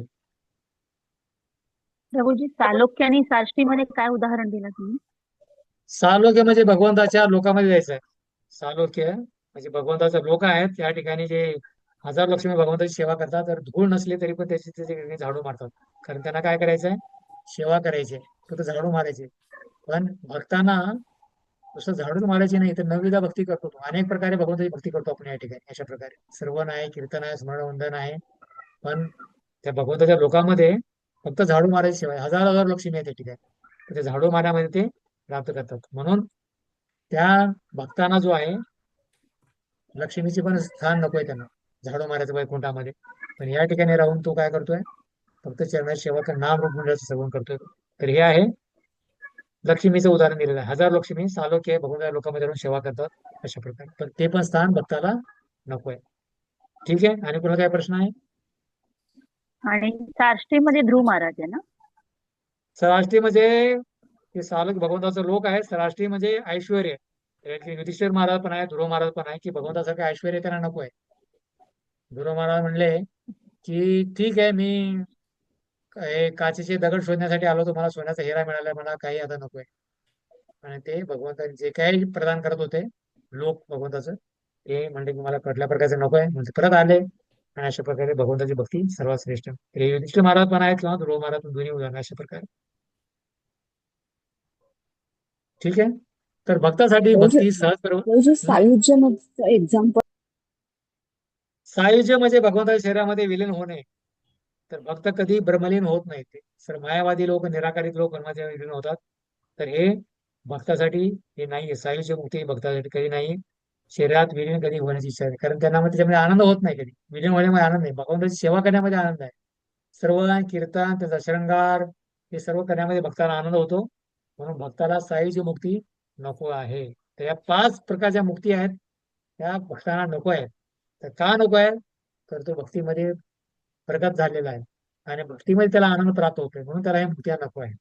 पण जो भक्तीमध्ये प्रवीण नाही, प्रगती झालेली नाही, तर तो अनेक प्रकारच्या मुक्तीची अपेक्षा करेल अशा प्रकारे. तर भक्तासाठी एकच प्रवृत्ती आहे, तो सहज भक्ती करत राहतो. जीवेरा स्वरूप आहे कृष्ण रस. हा माता मात्र काय प्रश्न तुमचा आणखी? प्रभूजी शिशुपालला सायुज्य मुक्ती दिली ना भगवंतांनी? हो, भगवंताने सायुज्य मुक्ती प्रदान केली. कारण का करत होतो? भक्ती करत नव्हतो. काय करत होता? भगवंताची निंदा करत होता. निंदा करत होता तरी त्यांना सायुज्य मुक्ती प्राप्त झाली. भगवंताचे चिंतन जे आहे अनुकूल रूपाने नाही तर प्रतिकूल रूपाने करत होता. जसे कंस आहे, शिशुपाल आहे, त्यांना सायुज्य मुक्ती भगवंताच्या शरीरामध्ये विलीन झाले प्रकारे. पण भगवंताची भक्ती जी आहे ह्या मुक्तीपेक्षा पण श्रेष्ठ आहे. म्हणून आपण अरे मी उद्यापासून आता निंदा करायला सुरू कर भगवंताची, आणि भगवंत मला येऊन मारतील आणि मला सायुज्य मुक्ती प्राप्त होईल. भक्त कधी अपेक्षा करत नाही अशा प्रकारे. तो भक्तीमध्ये संतुष्ट आहे अनुकूल रूपाने. तर प्रतिकूल रूपाने कोण भक्ती केलं तर हे स्थान प्राप्त होतं. जर अनुकूल रूपाने जर भगवंताचं चिंतन केलं तर भगवंत किती कृपा प्राप्त होईल. म्हणून भक्ती जी आहे त्या 5 मुक्तीपेक्षा श्रेष्ठ आहे. म्हणून भक्त जो आहे मुक्तीची अपेक्षा करीत नाही, तो नेहमी काय करतो? भगवंताची भक्ती हा करत राहतो. ठीक आहे. हरे कृष्ण प्रभूजी. प्रभूजी तो सायुज्य मुक्तीमध्ये सांगितलं तर त्यांना पुण्याची काय सायुज्य मध्ये आवाज येत नाही? हरे कृष्ण. हे सायुज्य मुक्तीचं तुम्ही सांगितलं, हे परत 84 परत योनीमध्ये परत येतात का? नाही, मुक्ती प्राप्त होते त्यांना त्या ठिकाणी. योनीमध्ये परत येत नाही त्या ठिकाणी, मुक्ती प्राप्त होते त्या ठिकाणी. फक्त भक्ती केल्यानेच ते तर परत येणार नाही, ते मुक्ती प्राप्त होते. भगवंताच्या शरीरामध्ये विलीन होतो तो, अशा प्रकारची मुक्ती आहे.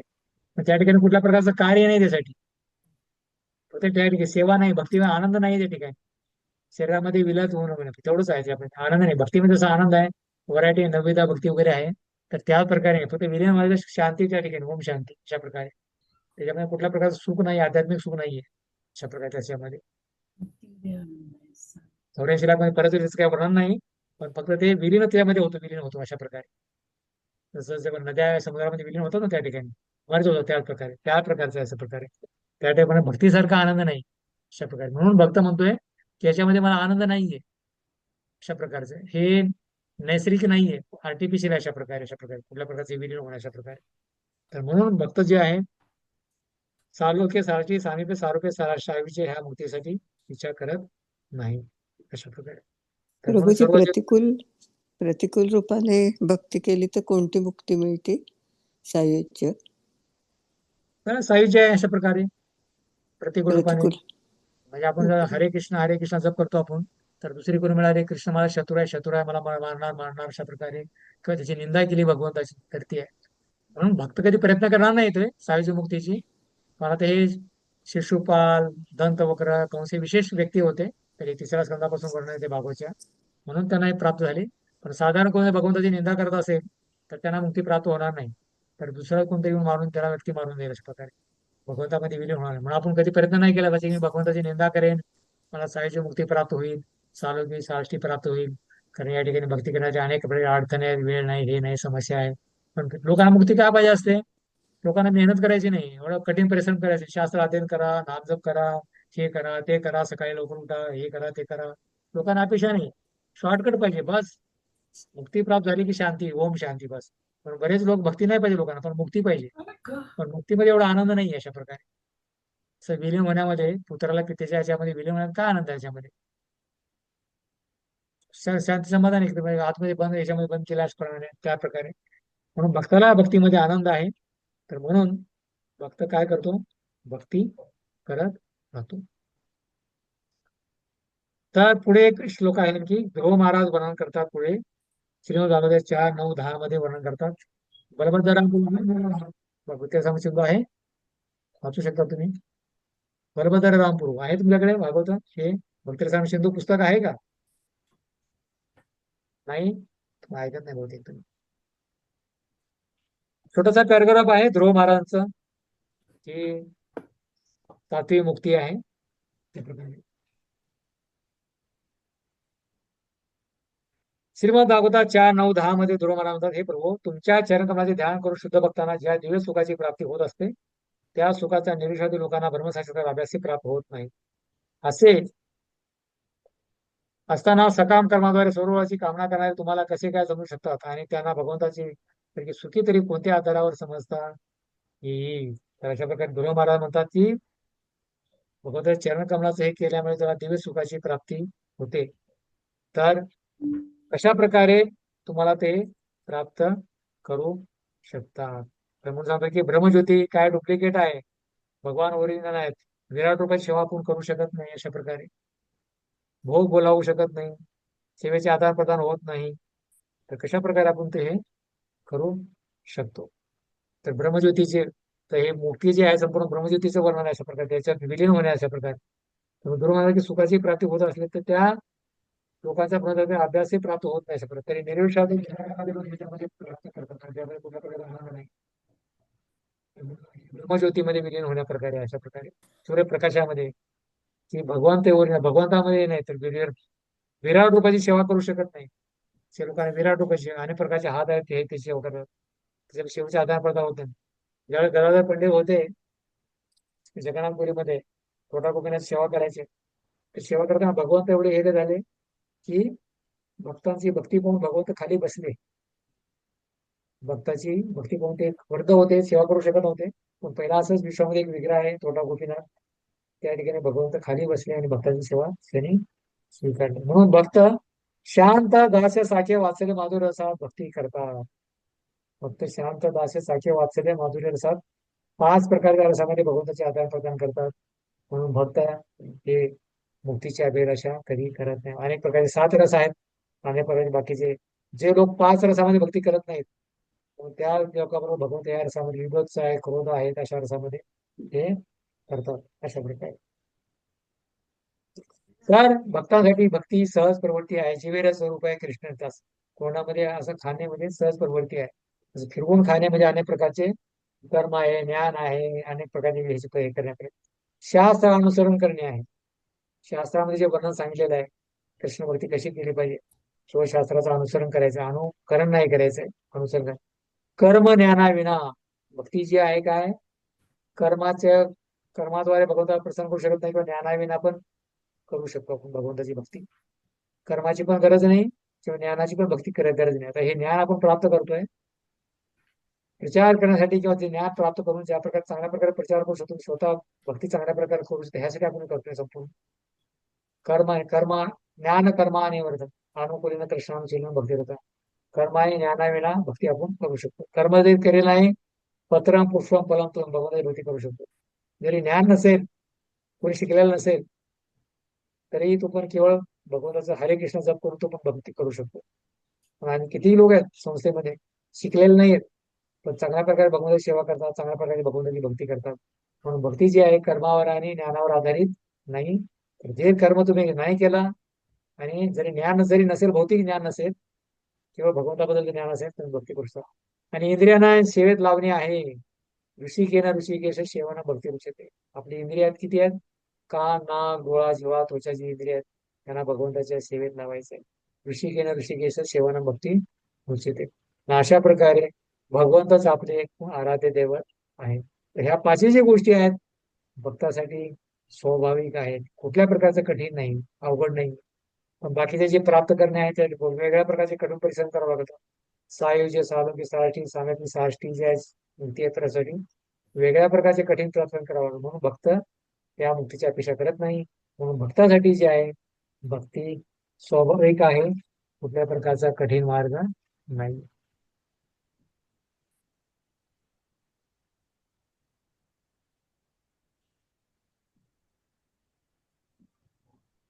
तर ब्रह्मानंद नाही पाहिजे भक्ताला, ब्रह्मानंद नाही पाहिजे.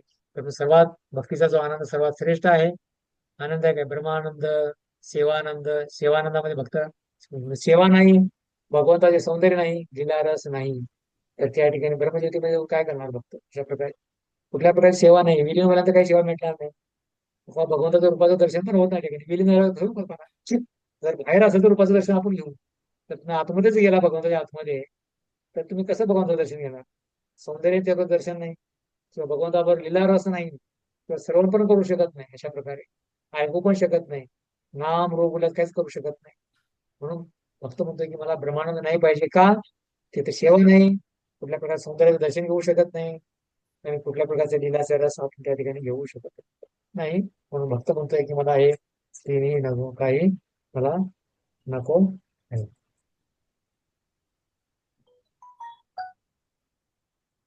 म्हणून श्रीमद भागवतचा 3रा अधिक 13 परत शेवटी आलेला आहे की देवहूती कपिल म्हणते, कपिल देव की मला मुक्ती नाही पाहिजे. तर हे पहिला आपण चर्चा करत होतो, पण हे या ठिकाणी शेवटी आलेला आहे की अशा प्रकारे मला मुक्ती नको आहे. कपिल म्हणून देवहूतीला म्हणतात 5 प्रकारची मुक्ती नाही पाहिजे माझ्या भक्ताला.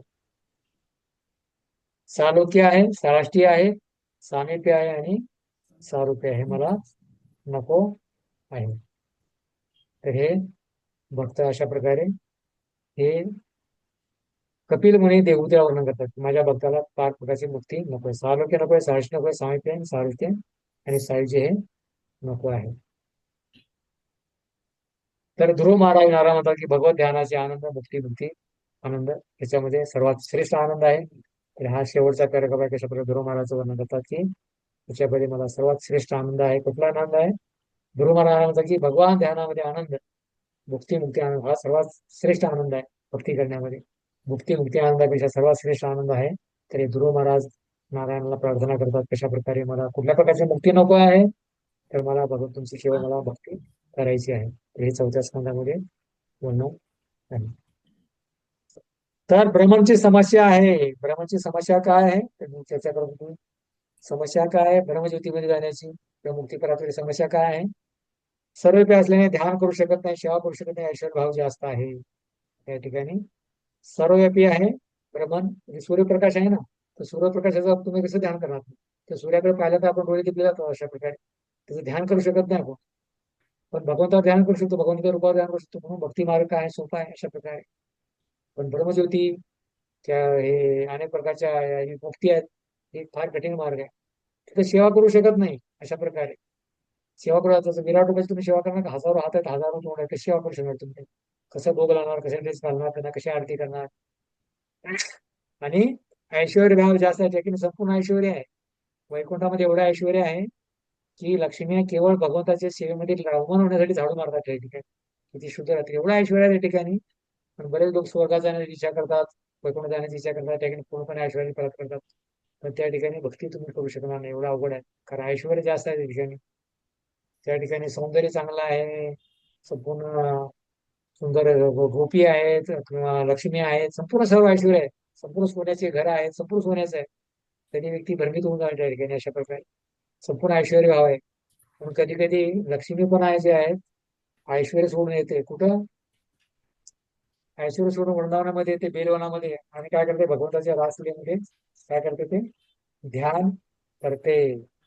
कारण का ऐश्वर्यामध्ये तिला एवढा आनंद प्राप्त होत नाही, पण रासलीलेमध्ये जेव्हा गोपी आनंद घेतात त्या प्रकारे लक्ष्मीला पण आनंद प्राप्त होत नाही वैकुंठामध्ये, ज्या गोपींना प्राप्त होत त्या ठिकाणी गोलोकरुणा या ठिकाणी होम वृंदावनामध्ये.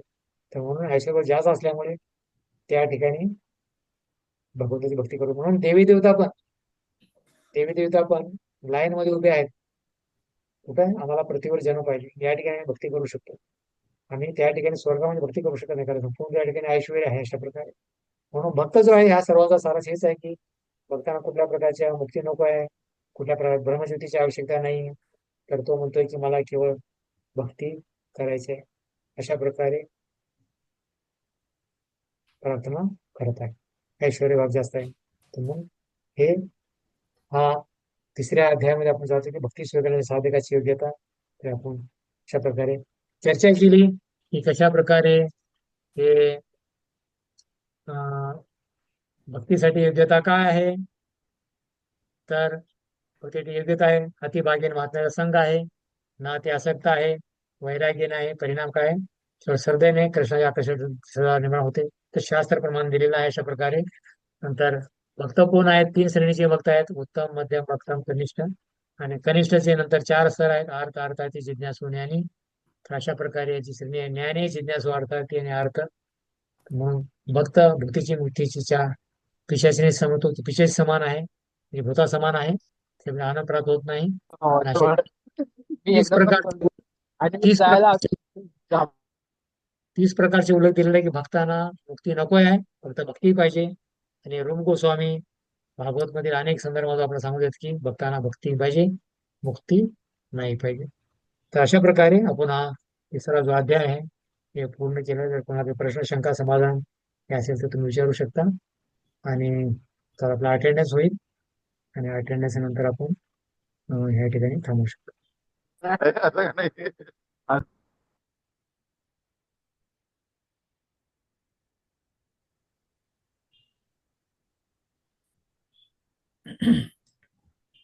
प्रभूजी याचे 30 प्रकार कुठे झाले?